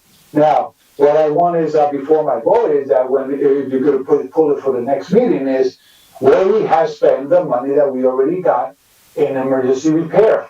I understand that things happen, emergency happens, but we need to be fiscally responsible and making sure that if we come to the council to ask money for pertaining to other items, to not overlook and to dedicate it and then say, oh, we assume that the council is going to approve a bond to fix the emergency that we have in the sewer. And the other thing is, how deplorable are our streets right now? You know that a lot of sinkholes that we have in our city is caused by the Passaic Water Commission, Passaic Valley Water and Sewer Commission, and also by the PCNG, making all these holes and making our streets look deplorable. And I know they're going to come back and fix it, but when they're going to take responsibility on probably all the mess they're doing around the city. So my vote is yes to the table. Okay. Madam President? So I'm going to say this for the record, and I know that most have already voted to table it, but I will say this. There are many sewer concerns in our city. We have our engineer now in place in the engineering department. Money that should have been, could have been, was not. Now that money has been allocated, these are in desperate need of repair. The money is here. There's an assessment that was done. This money is allocated to fix items in the 5th Ward, 4th Ward, some of the 1st, all over the city that has serious concerns. And so I know that some have voted yes to table, but Madam Clerk, I can't support it. It's probably gonna fail but this needs to be done. Those areas, with some of the residents having brown water and so many different concerns, that is why this is on the agenda, so that this could get done. I'm gonna vote no to table. This should have stayed on, and it's just my belief it should have stayed on the agenda because a lot of residents are impacted by groundwater. My vote, to table is no, Madam Clerk. Okay, so I have the vote as 4 in favor. Council President? Three no. One second, Madam Clerk, Councilman. And 2 absent. Yes, Councilman. No, read the vote. I just have a question for Council President. That is 4 yes. Yes, 4 yes. And 2 absent. Yes, so the table is adopted. One second, Madam Clerk, are you asking to change your vote, Councilman Velez? No, I just want to ask you a question because you mentioned something that triggered me. 1 second, Councilman Velez, she's in the middle of calling the vote. We're gonna move forward, Councilman, Madam Clerk, can you call the vote? Right, so we have 4 yes, 3 against, 2 absent. So the tabling of this item is hereby adopted, and this item will be tabled to the next regular meeting of February 23rd, 2021. Thank you, Madam. Moving on to the last item. Council President. Yes, Councilman Velez. I know you mentioned to make a statement, and you mentioned the 5th ward and the 4th ward. I'm not aware of a list of sewers to be repaired in the 5th ward. I'm concerned now that you say it because a lot of those issues that have come back about brown water is the cash trap of those residents that is not working effective. Is from the sidewalk in, not from the sidewalk to the pavement of the roads. So I know a lot of residents that have complained about brown water, but at the end of the investigation, is the owner responsibility to change the cash trap that is not working properly. Now, if you have a list, please make sure that you submitted it to me with 3 names or whatever that are being collapsed or whatever. But then that probably change my decision. But for the next meeting. Yeah. I'll make sure the DPW Chair, Councilman Alex Mendez, who's the Chair of DPW, as he works alongside the engineering department, you just make sure that once you have that discussion, they'll give you the information as it pertains to the sewer repair. Well, I would like to have it from the administration. They don't want to spend the money. Okay, that's fine. They hear it as well, but you still have a DPW. Thank you. Item number 6, Madam Clerk. Yes. Council President, I mean, I have a list and I'm gonna share it with them because I think. Please, Wait a second. Don't even say nothing. No, wait a second.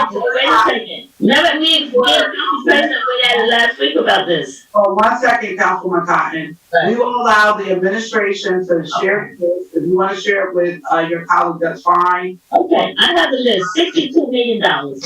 Yeah, we're moving on to item number 6. So the last item on the agenda for tonight, Madam Clerk, item number 6. Item number 6, first reading, no public hearing is required. Bond ordinance providing for the road reconstruction and resurfacing program by and in the city of Paterson, the county of Passaic, state of New Jersey, appropriating $1,333,696, therefore, including a grant from the New Jersey Department of Transportation and authorizing the issuance of $1,333,696 bonds or notes of the city to finance the cost thereof. Finance. Move. Moved by Councilman Velez, second by Councilman Mendez. Discussion. Sorry, who seconded? We had a second by Councilman Mendez. Moved by Councilman Velez, second by Councilman Mendez. Then, Madam Clerk, discussion. Councilman Mendez and then Councilman Dow. No, it was me first. I said discussion. Yeah, and I was second on it. After midnight, so I'm trying to see. Let me put my glasses on. Councilman Dow. I'll be quick. I'll be quick in terms of this. Madam VA, where is the list of the streets that are part of this resurfacing program? I looked through it all and I didn't see it. I can go ahead, let me see if I can pull that up and send that as well, because I know No, why is it's not part of the document? I think the engineer, we shared it when we applied for this is the grant that we've been given by DOT, and so I think he shared it when we applied. Right? River Street was part of this? No, River Street, no, River Street is a separate, item that we're gonna bring in a different discussion, Councilman Dowler. Okay, all right. I need to know the streets before I can support this. It will be a three-phase project, Councilman Dowler. We'll talk about it in another meeting. Councilman Mendez was next up there. Velez. Councilman Velez, I saw you. Councilman Mendez. Mr. President, the BA, I need that information before I take action on this. I will send it to you guys right now. Thank you. Councilman Mendez? I yield my time to Councilman Velez, not a problem. Thank you, Councilman. I appreciate it. I'm going to be short and sweet. Madam BA, what year is this grant we received from the DOT? This is the one from the 2020. 2020. And I believe we're still behind with 2018 and 2019, correct? Correct. So, hallelujah. So we are behind in 2018 and 19, and we're receiving 20. So are they going to do this, all this through 18, 19, 20, and 21? This is what they have the plan, and that's what I'm gonna share right now. Because I know that last time they said that it was behind because there was a transition between government, and they hold everything, all the pavement, or all the resurface of a lot of streets. Then the winter came in, they said they're not doing no more blacktop, this and that. And then last year came in, now we got 100 storm coming this year. So probably before the election, they're going to decide to do it about 2022. Then they say, oh, the street was done in the city of Paterson. Well, I know, Councilman, that one of the issues that our engineer has shared with me is that in the past, like when there was the large bonds, that was the $30 million bond for road resurfacing, that they took a lot of projects on at the same time, and it became an issue of traffic. So that now they really keep it to about a little over 2 million, somewhere between 2 million and 2.5 million on any given year. So this is 1.3 million, and then some of the old citywide bonds will also be included. You'll see this this was a memo from our engineer that I shared at the end of January. And so it goes through, if you look at it, it has the streets that were from this award. It's the $1.33 million grant award, and that's the bonds that you have in front of you. And you'll see that list of 11 streets. You'll see the 2019 state aid road resurfacing, and then you'll see what's called the LAIF road resurfacing. Well, Madam Mayor, just keep in mind this, okay? Since 2016 to 2020, 32 streets in the Fifth Ward was paved, resurfaced. 32 streets, okay? And a lot of them I lobby for it, okay? 31 and a half streets have been opened by PCG and the Water Commission, okay? So if you go back to those companies, they're supposed to pave curb by curb to curb. So, I want to make sure that we're not taking the responsibility of PCG or the Water Commission, because once again, 32 streets was paved since 2016 in the Fifth Ward, and 31 and a half have been opened by them. And we're talking about small streets, we're talking about big street. Look at Park Avenue, it was done completely from East 31st all the way down to Straight Street, and less than 3 months was open again. Market Street, the same thing.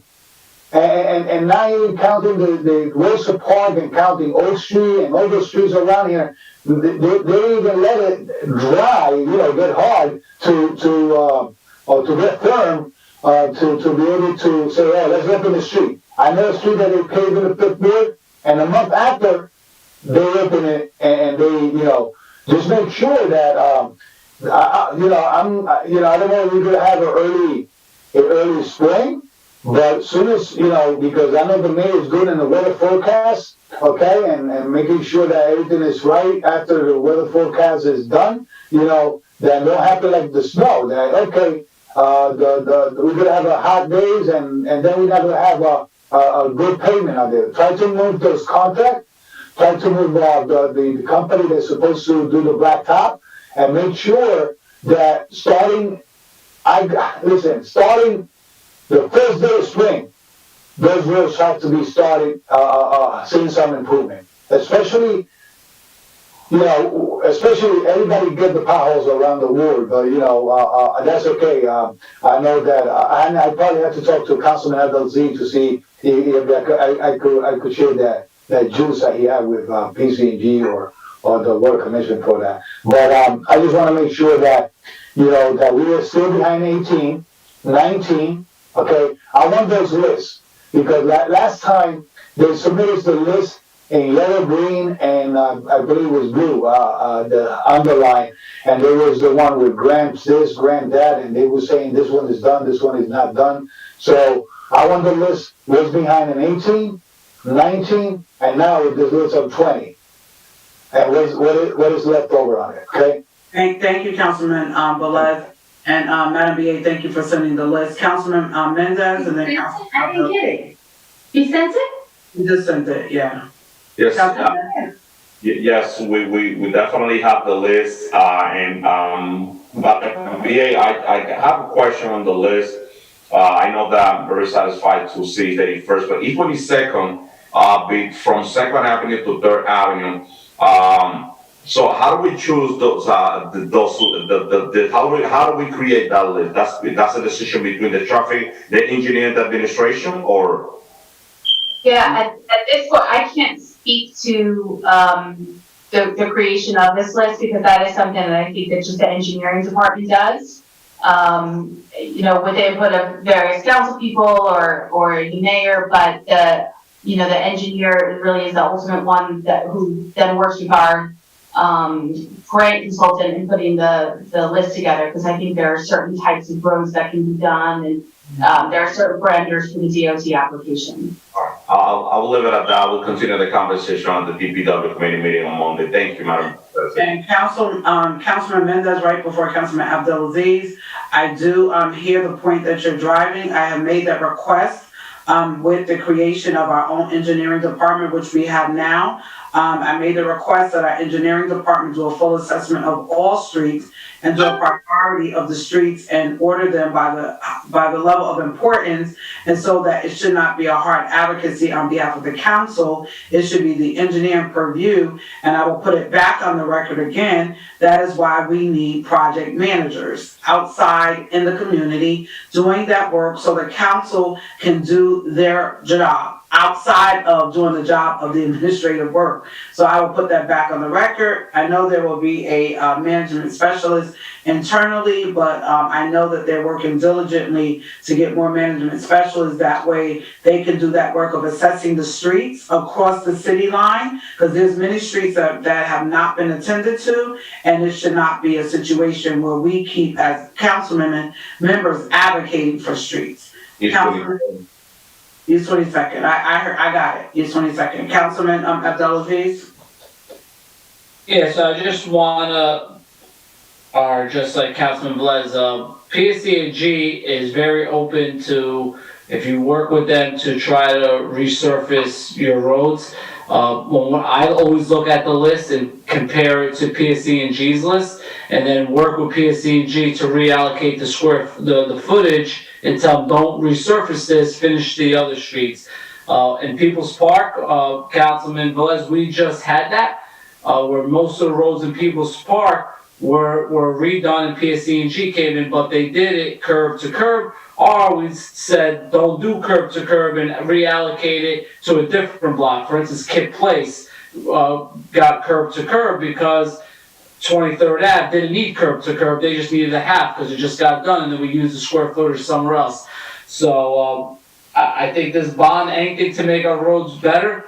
In the 6th Ward, we've been very fortunate that PSC&G, without any money towards the taxpayers, helped us resurfaced most of our roads in it, and I'm glad in the 2 years on the council, I think in the last 2.5 years, we did over 40 roads in the 6th Ward, with maybe 80% of them coming from PSC&G and getting it done and being smart with the list and strategic. That's the most important, strategic and know what's happening. I think PSC&G is done with my ward, and they're in other wards in the city now.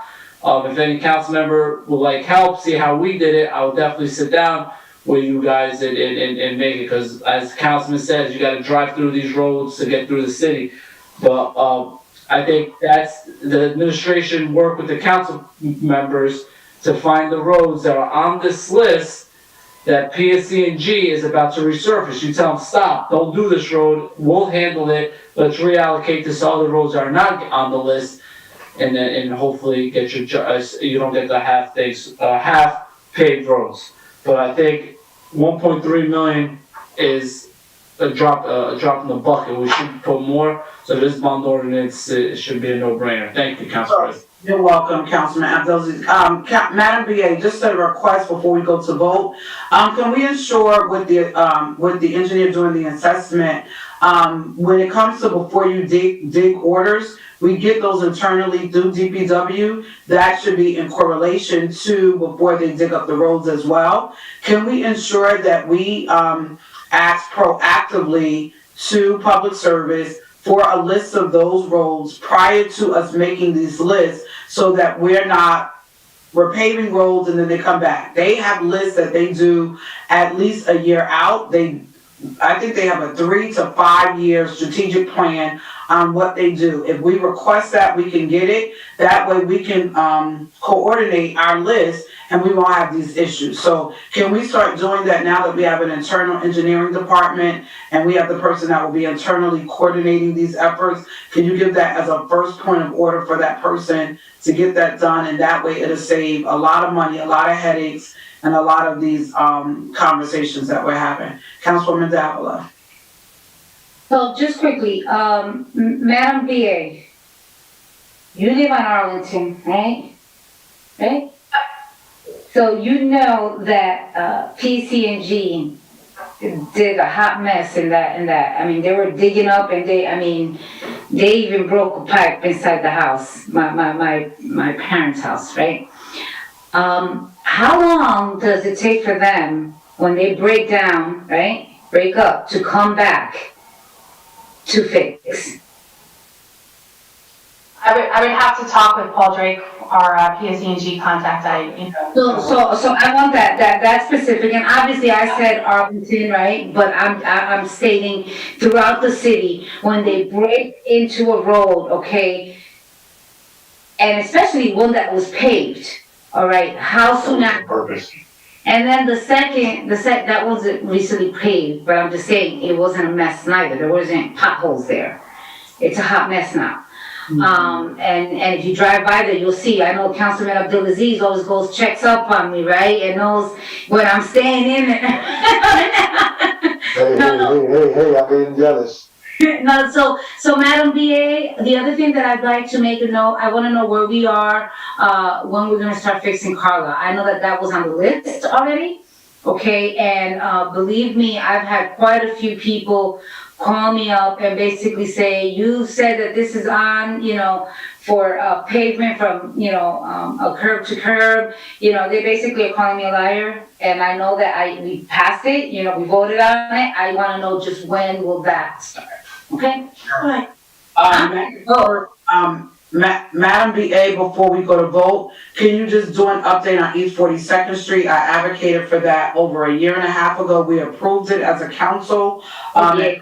To get it done last year. It's not done. I know it's scheduled, but I want to make sure it is top priority. East 42nd from all the way to all the way. It needs to be. It was approved. Councilwoman Dow, I advocated for 42nd and stood in the hole. So I just want to make sure that we're going to be breaking some ground and putting some blacktop over there, okay? I will ask our engineer to give a full update on all the ones that have already been approved so that we have a sense of time. Thank you. Right.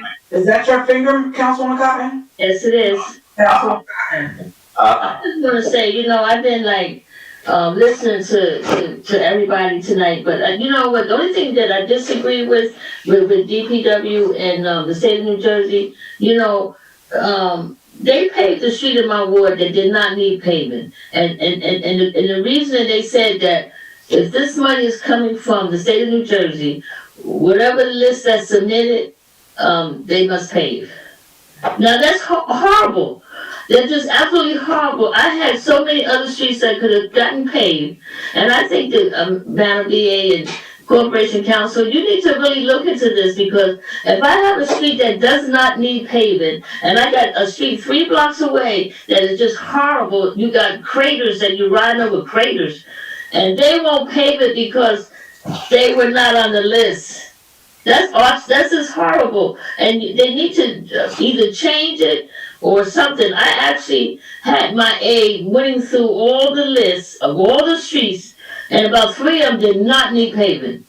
But they're on the list by the state of New Jersey, and we were told that if it's on the list, they have to pave it, whether they need paving or not. So Madam BA, I need you to please, and Corporation Council, that somewhere or another, that if a street does not need to get paved, why we cannot put another street on there. And that's what I need you to look up for me. And also William Street. I've been asking for William Street. It's only 3 blocks, I think, from Broadway to 12th Avenue. It might be, it's probably 2 blocks or 3 blocks. Montgomery. Montgomery was approved already, Councilwoman Davila. I know, oh, God. Yeah, that was approved already. Well, Make sure that they had through the 5th ward. Councilman Mendez. No, wait a second, Council President. I was talking, what are you saying to Davila? I was saying, you said. No, Councilwoman Davila said Montgomery Street, that was approved already. Yeah, that was approved. We've been having Montgomery Street on there. Yeah, I was just answering. She was requesting it for the list. No, we've been having Montgomery Street, but I'm just saying, Madam BA and Corporation Council, you need to look into this. You know, if a street has been paved and it's on this list and they cannot take it off, that's to me is, something is wrong with that. If you can look at and I think that goes along with the request I made, the proactive list from Public Service. Councilman Mendez? Sure, Madam President, and just brief, and just wants you to question about this for a second. That was one of my first requests when I got into this position with administration. And yes, it's on the list, and it's beautiful. And also, it's 31st Street by School 26, it's on the list as well. You know, at least those 2, we could definitely, we'll make sure that when the weather permit, it will permit it, it will be the, you know, blacktop, you know, curb to curb. Well, Councilman Mendez, let me tell you, before you came here, I advocated for this 3 years ago, and that's how it's getting done. It's approved. The money was approved. I'm glad you're here, but I was the council. You got me. I'm here for you. You're my constituent, the 3rd ward. No, I just want to make sure you have it right on the record, because you know I will make sure that Councilwoman 3 years look down. She might stand as a councilwoman at large. Can we vote, please? Yeah. I mean, it's laughter. First of all, before we vote, I just want to say it does good to get a little laughter after a long night. It's almost 2 o'clock in the morning. It has been good to be with you all night till the next day. Madam Clerk, can we vote, please? 1 o'clock, not 2, 1. I'm ready to Roll calling item number 6 for first reading, Councilman Abdelaziz. Yes, it's a great pleasure. There's a couple. Don't talk to Councilman, just vote. We got a couple streets in my ward that need to be done. Paxton Street is the last street in that whole 610 area that didn't get repaved. That whole district got repaved from the county roads and every single road. So Paxton Street is going to be very, very important from Bloomfield to Genesee. PSC&G did the 2 ends, so we got to get the middle. So that I'm happy to see that on there. And Councilwoman Davila's right. I drive through Arlington Street every single morning on my way to work, and I may call PSC&G myself to make sure that road gets repaved. So, like I said, hopefully next year, Madam BA, we could road resurfacing. I'm already seeing craters after the snow, so we have to up that budget a little bit. So my vote is yes. And good night, because I'm leaving after this vote. Have a good one, guys. Bye. Councilwoman Khan? But don't leave yet, Councilman Al from the 6th Ward, because, you're always talking about, like, everything that you've done, just stick around. But you know what, if you could get up and go to work every morning, Councilman, we can come back into the council chamber's office and do council meetings too. I'm not the council president. I don't make that. We're in the middle of roll call. I'm ready to go. That call, Councilman Khan. I know you missed me. I know you missed me. We're in the middle of roll call. Councilwoman Cotton. This roll call? Yes. Yes, ma'am. All right, okay. Item number 6. My vote is yes. Thank you. Councilwoman Davila? Yes. Councilman Jackson? Thank you, Madam Clerk. So, I threw them off it. Councilman Al, you're not muted. Sorry about that, Councilman Jackson. these actions is just more irresponsibility on both parts, both council as well as administration.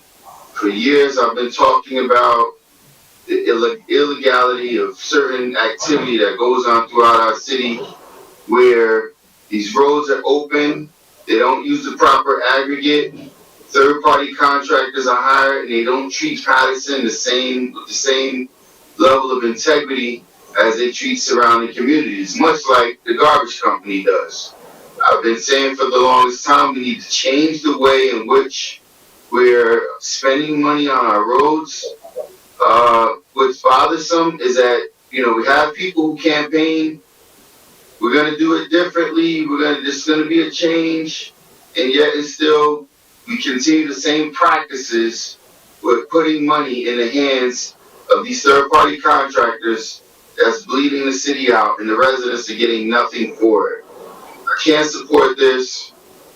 We need to do a better job across the board. We should be doing our own paving, and but that's too much of a lift for this current administration.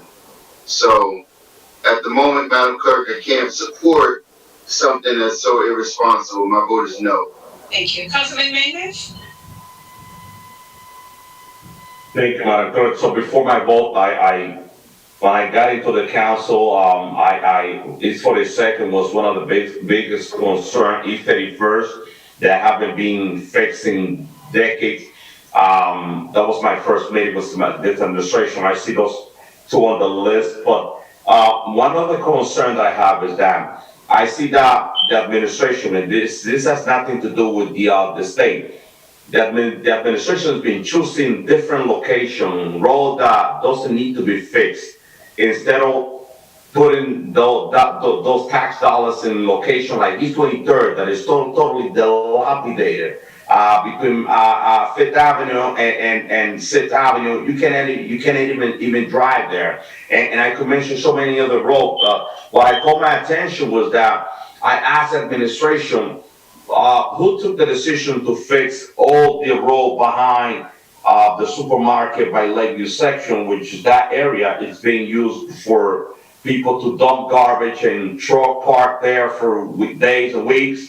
And how do we choose that location?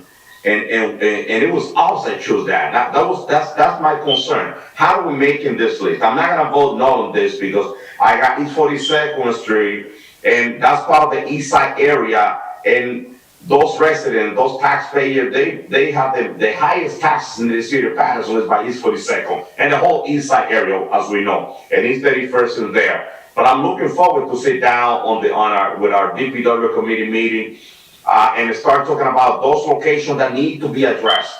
Moving forward, the weather's going to change. A lot of potholes going to come. So we got work to do. And we hear this over and over, and this is the administration responsibility. We have an engineer house now. We have PNC&G, Passaic Valley Water Commission. They come into the city. They pull out permit to open a road. It's the city's responsibility to go back and do an inspection on that job and make sure that they use the proper material to fix it and everything, the whole 9 yards. That's their responsibility. And they dropping the ball on that. And it's costing taxpayer dollars because we fix a road, they go back, they pull out permit to fix a gas line, whatever the case might be. We don't follow up. they just do a shitty job and they just leave it like that. So that's the kind of situation that is being happening in the city. But that's not the governing body responsibility. We gotta hold the administration accountable to make sure that they stop that practice. Now we have the engineer house, the administration have the resources that they need to hold those company or third party, institution accountable to do the job that they're supposed to do in the city of Paterson. Madam Clerk, my vote is yes. Thank you. Thank you. Councilman Dimash?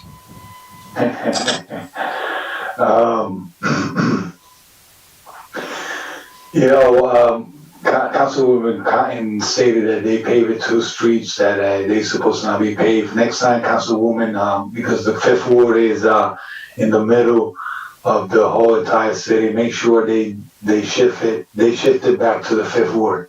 Probably it was one of my 2 streets that they need to get paved. Madam BA, Madam BA. Councilman Cotton, we're in the middle of roll call. Councilman Cotton, we're in the middle of roll call. Madam BA, I appreciate that looking deeply into this list. 14th Avenue in the 5th Ward, 15th Avenue in the 5th Ward, 17th Avenue from East 31st all the way down to Rosa Park is deplorable. And Echo mentioned the smaller streets, Rose Street, Parkway, South Hart, City. They are small streets that they could be taken care immediately. He's 19. If Madam BA, if you want, I know you could probably got time for that to do an assessment in the 5th Ward and the roads that we have. I appreciate it that you look into it. I know you do the effort, and the administration always have communication with me regarding what to do, not to do, or what I need or not. Hopefully, we move forward in spring, making sure that we utilize with wisdom and wise the weather that's coming ahead of us, and make sure that we get enough streets paved in our city, especially in the whole entire ward. Adelaide left, but I have a report from the 20th Avenue residents that when they was going to pave the curve to curve, he says, no, don't pave that side because that's the 5th Ward. But he's not there to defend himself, so that's okay. But I just want to say this before I do my vote. And this is a message to the police department. Is discouraged to hear that in a roll call, okay, that they say, make sure that the criminals or crimes that happen in the 5th Ward do not come to the 6th Ward. It was, when I heard that, I said, I can't believe this.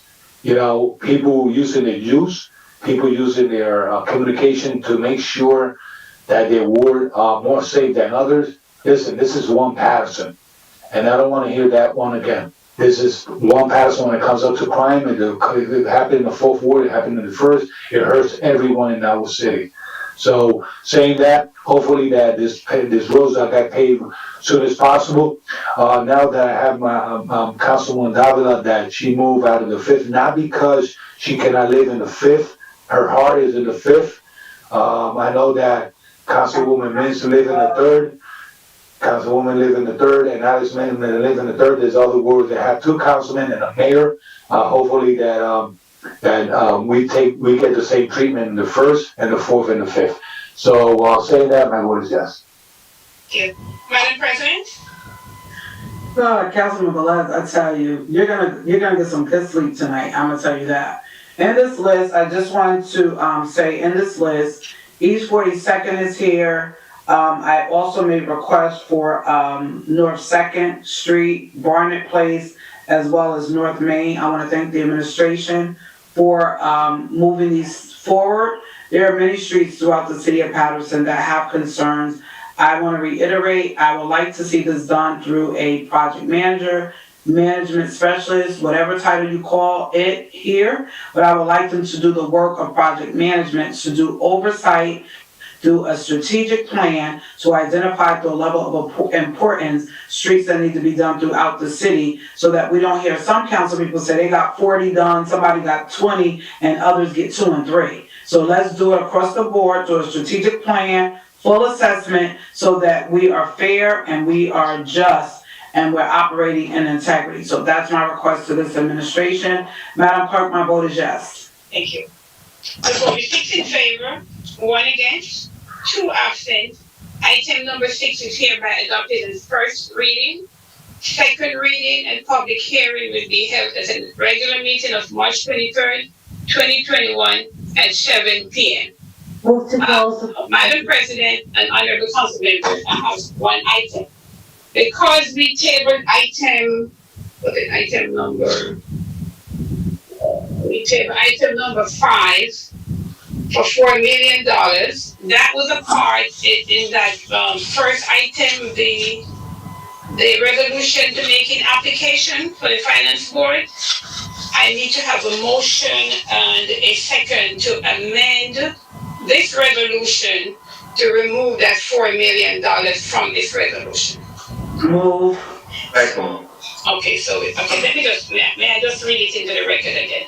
It's a resolution of the City of Paterson, County of Passaic, State of New Jersey, making application to the local finance board as applicable pursuant to NJSA 48.3-1, and previously approved by said board.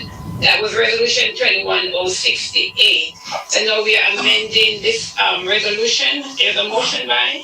Motion by Councilwoman Mims, motion by Councilman Mendez, second by Councilwoman Mims.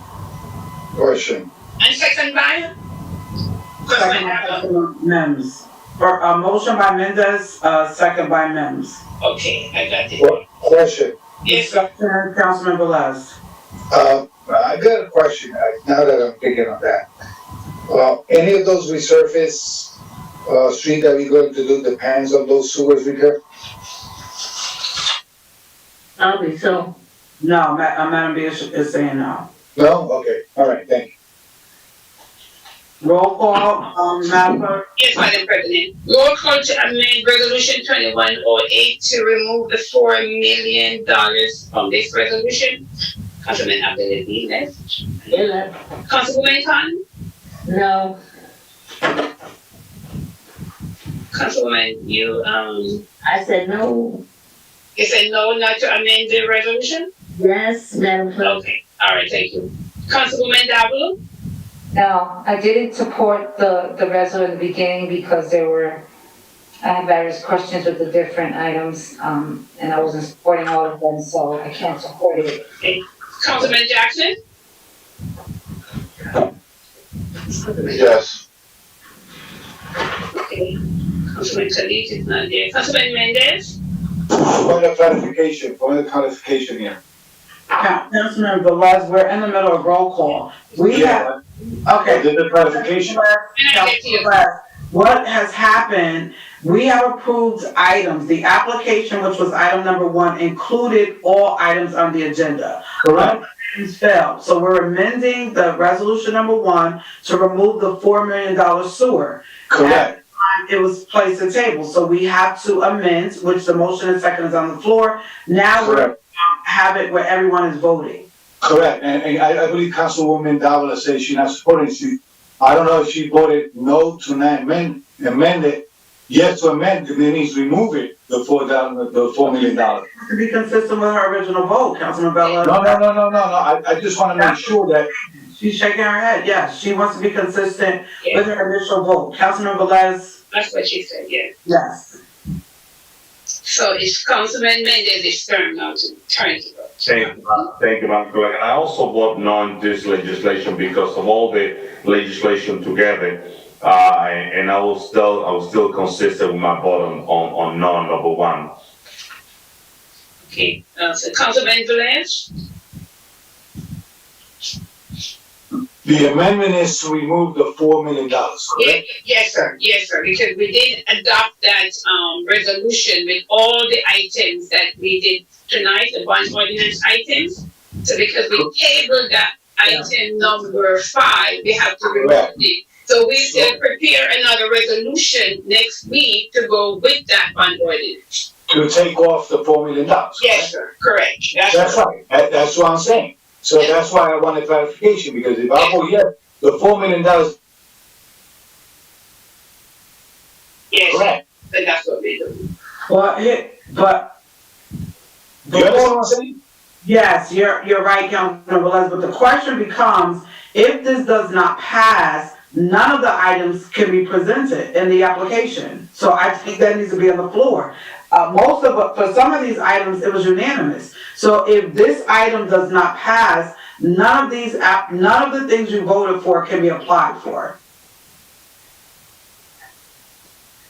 So I think we need to make that clear to all the. Say something, Council President. Madam President. One second. But my understanding was. One second. Yeah. Item number 1 is an application that includes all of the items that are bond ordinances. Correct.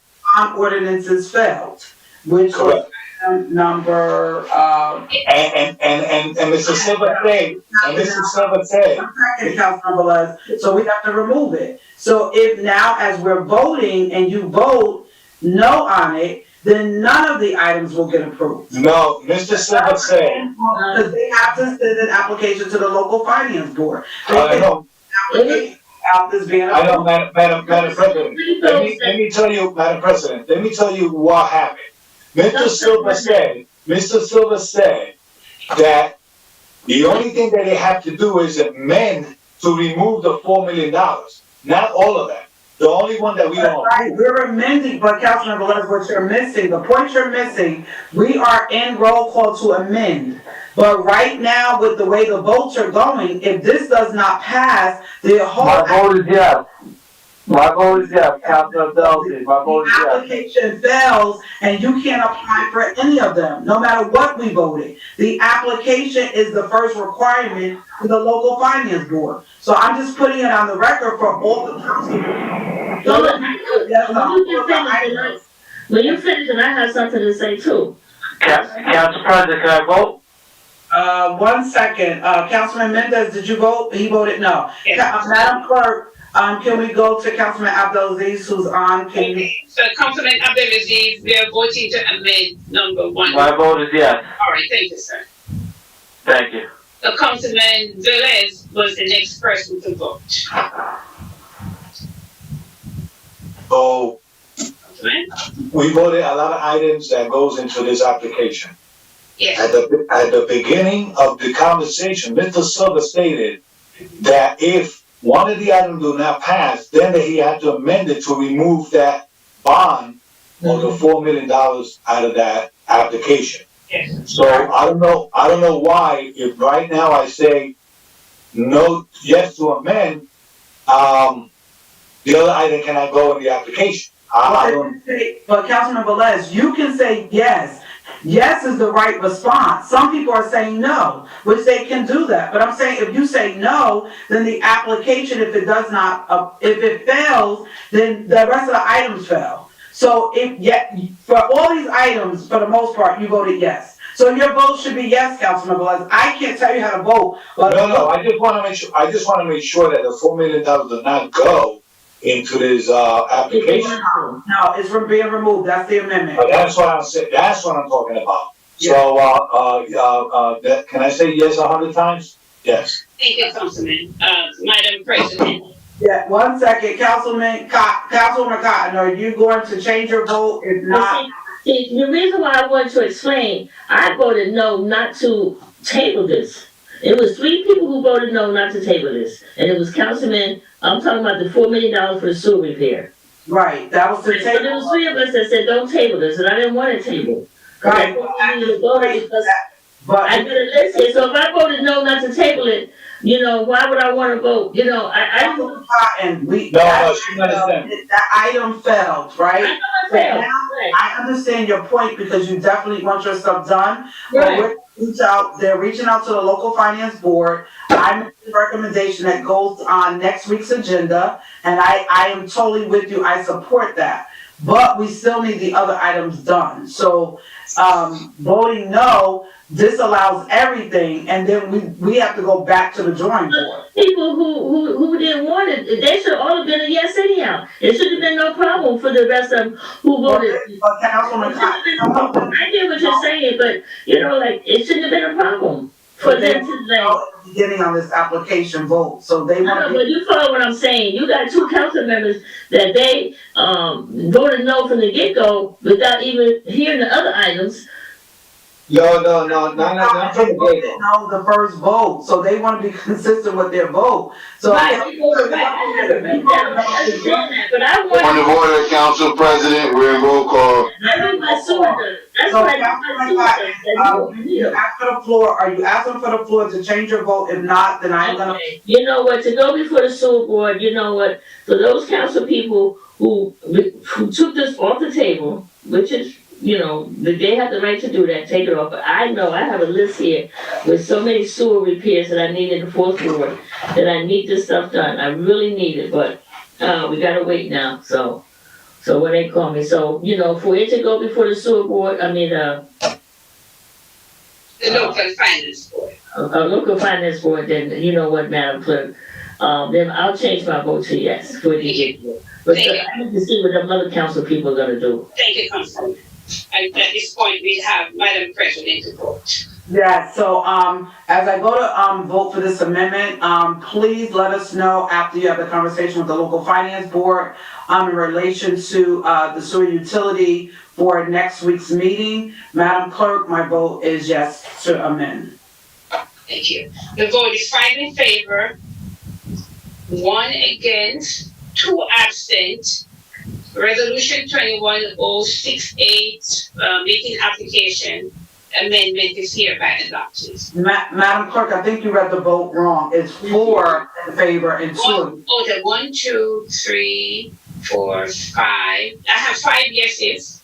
Councilman, Mendez and Davila, they voted no. Well, Mendez was getting ready to change his vote. So I have no for 2. Okay, I have no. I'm sorry. 2 is Councilman Davila and Councilman Mendez. Jackson and Councilman Mendez. The 3 of them voted no. It's 5 and 2. Yeah, 5. I voted yes. She called it correctly. She let the clerk do her job. Okay, let me just repeat. I think I made that okay. 5 yeses, 2 noes, and 2 people absent. Okay. Item 9. Item number 1, which is resolution 2108, is amended as it's approved as amended. Thank you, Madam Clerk. Is there a motion on the floor to close the meeting? Close. Second. Moved by Councilman Velez, second by Councilman Mendez. Roll call, Madam Clerk. Roll call to close the the special meeting, February 16, 2021. Councilman Abdelaziz?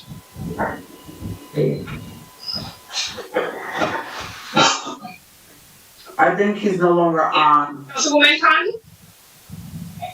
Somebody must have called him to come back on anyhow, Madam Clerk, thank you, but I usually have a lot of things to say. I'm having a program on Saturday at the new African Culture Center from 12 to 3, so please stop by. We got closed doorway, got quite a few things that we're doing. With that being said, to you all out there in Paterson, I wish you well. Stay safe, be blessed, and do whatever you can to help with our community and everything we need to get done. With that being said, Madam Clerk, I am so exhausted. My vote is yes. Thank you. Councilwoman Davila? Councilman? Okay. Councilman Jackson? Thank you, Madam Clerk. As we bring this meeting to a close, obviously, I continue to be disappointed. Tonight's meeting is just another example of how the public's interest is the absolute last concern for this electorate. The fact that we had so many residents come online for the public portion, all of them resounding their concern for this young man who was beaten up by the officers of the Paterson Police Department. And the fact that the mayor or anyone from the mayor's staff has chosen to answer those concerns to the community is an example of the either lack of concern or the inability to understand the condition. You know, for years it's been a position from, you know, or a belief from most people that the racial tension within the city and the disparities amongst the hiring practices amongst minorities within the police department was overwhelming. But unfortunately, when you look at the condition here in this situation, where there's minority groups that have begun to adopt the practices of this department, it speaks volumes. It talks about the culture in the department, and it talks about the lack of oversight by this administration. It's unacceptable. It should never be accepted. And the first thing, when this thing happened, much like we saw in a lot of other communities in Atlanta, in various communities where there was officers that stepped outside of the guidelines of what their employment speaks about, there was a swift response from those people in authority, which sends a clear message to other officers that this type of treatment is unacceptable. But yet not only have we not heard a response, but we hear silence when members of the public come forward and question what's the situation or scenario to be expected from this administration. So I'm not surprised. Yet I'm still disappointed, and I'm surprised that other council members aren't holding the administration accountable as well. This is what this body is supposed to do, and once again it's just another failure. So with that being said, Madam Clerk, I appreciate the work that you guys have done, and my vote is yes. Have a good night. Thank you, Councilman. Councilman Mendez? Thank you, Madam. Thank you, Madam Clerk. And before, thank you, Madam Clerk. So before my vote, I definitely would like to, express, my feeling, my emotional, how I feeling about this. All the members of the community that came on public portion to speak about this incident of police brutality in our city. I do believe that that is a lack of leadership from this administration, and specifically the mayor, who is the chief in charge of this city, to not go out and do a press conference and assure them that he will go to the bottom of the situation. There will be an investigation in place, and so on and so forth. There's a big lack of leadership. We here, as a council member, as a governing body, I will continue making the best decision for our constituents. I hope to have a meeting with the public safety as a member of the public safety committee. I'm looking forward to have that meeting, Councilwoman Cotton, to get full information about this situation. And it's my hope that the administration address this situation as soon as possible. And another note, I'm still getting a lot of text and picture of recycled garbage that are not picked up city-wise. We have a lot of problems with this company, with Roselli. I went out of town. I've been around all the municipality where they have contract, and what they're doing with Paterson, that I don't see that in other area in our neighboring town that I know that they have contract. We called the owner of Roselli, and we're still waiting for the response to have them on Monday on our next DPW committee meetings, because they're gonna have to respond. I'm not gonna stay quiet. If the administration is not holding this company accountable, we're gonna have to do it, because what they doing, it's unfair. There's garbage all over the place. You pass by Park Avenue, East 33rd, East 32nd Street today. They passed by, there was a ton of garbage. And they just passed by and left, and didn't pick it up 2 weeks in a row. What our residents have to do with the garbage, with the recycling? Enough is enough. And what really hurt me the most is that instead of having a mayor that is supposed to be out there addressing the problem of the city, he's at the vaccination center campaigning all day since early in the morning all the way into the afternoon. I really don't understand that, and I'm not gonna stay quiet about this because it's not fair. It's not fair, and I see a lot of my colleagues. We're a legislative body, but I see a lot of my colleagues, they go out there, we fix problems, and I'm in communication with the DPW director, sending him pictures, sending him this and that, and making sure that we hold this company accountable, and make sure that we provide the service that our taxpayers are paying for. But it's a shame that we have a mayor that is using that vaccination center for campaigning every single day, instead of doing city business. He was elected to serve the resident of the city of Paterson. That's what I don't understand. And I'm going to continue talking about that because, that's very unethical. And in the condition that we are right now, we want leaders to be up front, helping the people, helping the community, helping the taxpayer. So once again, my cell phone is 973-930-1436.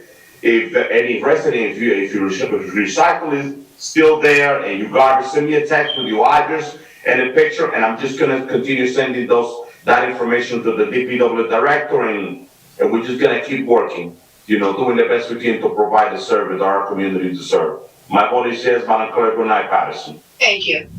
Councilman Durant? This is the closing of the meeting? Yes, sir. We're closing this special meeting. Okay, first of all, I want to continue congratulating the Black community, the Black History Month, that we all celebrate, because no matter where we came from, or what flag we have, we came all a little bit from Africa. So let's continue celebrating the month of the Black History Month and the city of Paterson with pride.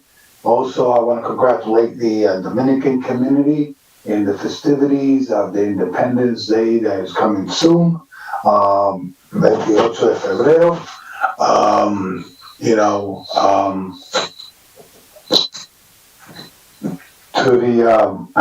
To the residents of the 5th Ward, I'm out there looking, all the situation was going on with the garbage. I've been sending this information to the director. It's not what you say, it's how you say things to get things done in the city of Paterson. I'm going to be honest with the audience and to my colleagues. Today I was at the International High School Vaccination Center. I was there for a couple hours. The mayor was there also. And I saw the mayor campaigning. And let me be honest with you guys, okay? If I would see the mayor campaigning, the first one I will say, Mayor, stop. This is a crisis situation here. It will be me telling him that. So, yes, I saw, I have to be fair. Yes, I saw the mayor, people approaching the mayor to even change appointments because for the second dose that, and he was talking with Dr. Prasad to make it happen. When you go there, I went there, I just started praying because there's a lot of worries. People go there with worries. People with medical conditions, and they just go there to get a hope that their health don't get deteriorated or they get COVID-19, I know some people have taken credit about people, I got the vaccine because this guy helped me or this guy here or this guy there. Listen, this is an effort of national effort to be able to make sure that this pandemic, we get a curve on it and making sure we could go back to normal. And I'm not defending the mayor. Whoever saw him doing campaigning is between you or the mayor. But I was there, and I never saw him campaign. And I have to say it as it is. I saw people worried, people from Clifton, people from Heldon, people from Paterson, and not only that, I went there and I say to all the employees sitting there, I went to the tables, I say thank you for your service. That's what our employee want to hear. That's what our employee want to hear. Hey, kudos. Thank you for being here. They're risking their life. They don't know who people come there. They already have COVID. So, I don't want to stress this more, but, I could tell that we're in political season and they're going to try to do whatever it is to make sure that God bless America. Trust me. Let's keep on praying for each other, okay? And let's keep on praying for the family and to bring justice to the table regarding these young men and making sure that our city do not get out of control. Madam DA, please make sure the recommendation to see if the mayor come forward and brief the community. What is the status, at least the status and investigation of this case, for he could bring at least highlights and bring some peace to these families and to the city of Paterson, because we don't need no more gray clouds over Paterson. Trust me, we're trying to survive and move forward the PR of the city of Paterson. So, reminding the city, the resident of the Fifth Ward, if you have values, items, reserving parking space out there, remove it immediately. Tomorrow, they're going to start with the main roads, Market Street, Park Avenue, Main Street, Madison Avenue, all the way around the Fifth Ward, removing all those items, reserving parking, because the public street are public, and people need to park in our street. So, saying that, Madam President, thank you for your leadership today. I could tell that you pray a lot for these two meetings, okay? And you prayed hard because I would feel control today. You could accept that, right? So thank you. God bless you all, and blessing to each one of you, and blessing to your house, and blessing to your family. My word is yes, Madam Clerk. Thank you. Madam President? And so, I will be remiss. I know we're into a new day, but I'm going to serenade our Madam BA on her birthday. And here goes. Happy birthday to you. Happy birthday to you. Happy birthday, Madam BA. Happy birthday to you. Happy birthday to our Madam Happy BA. birthday. Happy birthday, Madam BA. To our Madam Feliz cumpleaños. And you know what? Councilman Cotton, we're closing. We're at the end. No, I want to say she's special. Councilman Cotton, point of You order. stayed home, Madam BA. If your husband could have took you out, but you Councilman Cotton, we are in the end of the God bless you. Thank you. Councilman Cotton. So at the end, so there's many things that have been said on tonight, many recommendations that have been given. My prayer is that the recommendations and things that have been presented, that the administration will take them to heart, and not take them as offense, but take them to heart to move our city forward, to create plans and to develop processes or protocols or SOPs or standard operating procedures that will enhance the level of service that we currently or do not provide to our city and to its residents. I want to get an update, Madam BA. I know we started the performance evaluation standards that I have made a request for. I would like to get a update because I want it done with all of the companies that we have, like Roselli, anyone that we have as a vendor.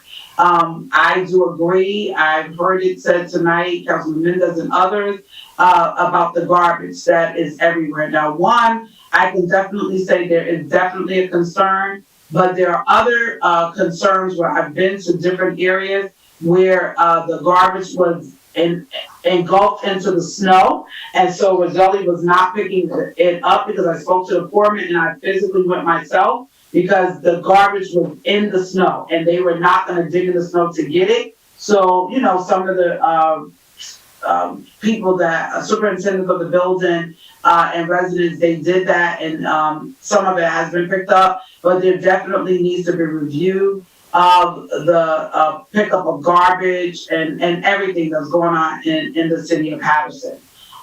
In addition to that, let's continue to move forward with all of the things that we're doing tonight. We got a lot of stuff done that we've approved and that was put off. So I'm looking for the local finance to identify if we can have this on the agenda for next week. I am in total support with Councilwoman Cotton. I know how hard we've been advocating. If you go in front of the meat market on E16, there are, I think it just keeps building up. There's probably 8 or 9 cones. I mean, it was like 2, now it's like 8 or 9 cones sitting in front of the meat market on E16. And that's one of many areas. So if we can, first thing in the morning, try to check into that to see if it's okay to keep it, to put it on for the 23rd, which is next week, that would be great. Also, as we are in this place, I'm grateful to see so many items that we've gotten done on tonight. We're for tonight that are moving forward towards a vote. Council members, thank you so much as you sat with me tonight under the council president leadership. I want to thank you for your support on tonight as we were able to keep a level of decorum and respect amongst each other. Thank you, Madam Clerk, to my Secretary Joan, Madam VA, Corporation Counsel, Chief of Staff, Ryan in IT, Armelinda Lopez, and everyone that is on tonight for everything that you've done to make sure this meeting was a success. To our public that is viewing, continue to pray for us. We pray for the city. There are many people that are losing loved ones, whether it's through COVID or other unexpected, or they're going through things in their life, and we're losing family members or loved ones. So my prayers go out to all of you. Let's keep uniting. Let's keep walking in love. Let's keep being in a place of healing, and let's keep moving the great city of Paterson forward. In closing, I want to say this. Everything is not because people are running for office. I just think that people have a natural concern. They want to see things better, whether they're running or not. It's just common sense for things that are out of place for you to make a comment to get them resolved. I don't think that's because anyone is running for an office. I think it's just what should be done, what is right and what's wrong. And so I just want to say that, that, you know, I have a good working relationship with council members and the administration. So I don't do anything because of the election. I'm in the seat currently, and people elected us to make sure that we fight for their best interest. And that's what I believe each council member, they do it in their own purview and through their own personality. And I commend everybody for doing that because you know exactly what your constituents need. Madam Clerk, thank you once again. My vote is yes. And to all, a good night. Good night, public. Good night. Yes, the vote is 5 in favor, 4 absent. The special meeting of February 16, 2021 is hereby adjourned. Good night, everyone. Thank you very much. Night. Night, everyone. Night.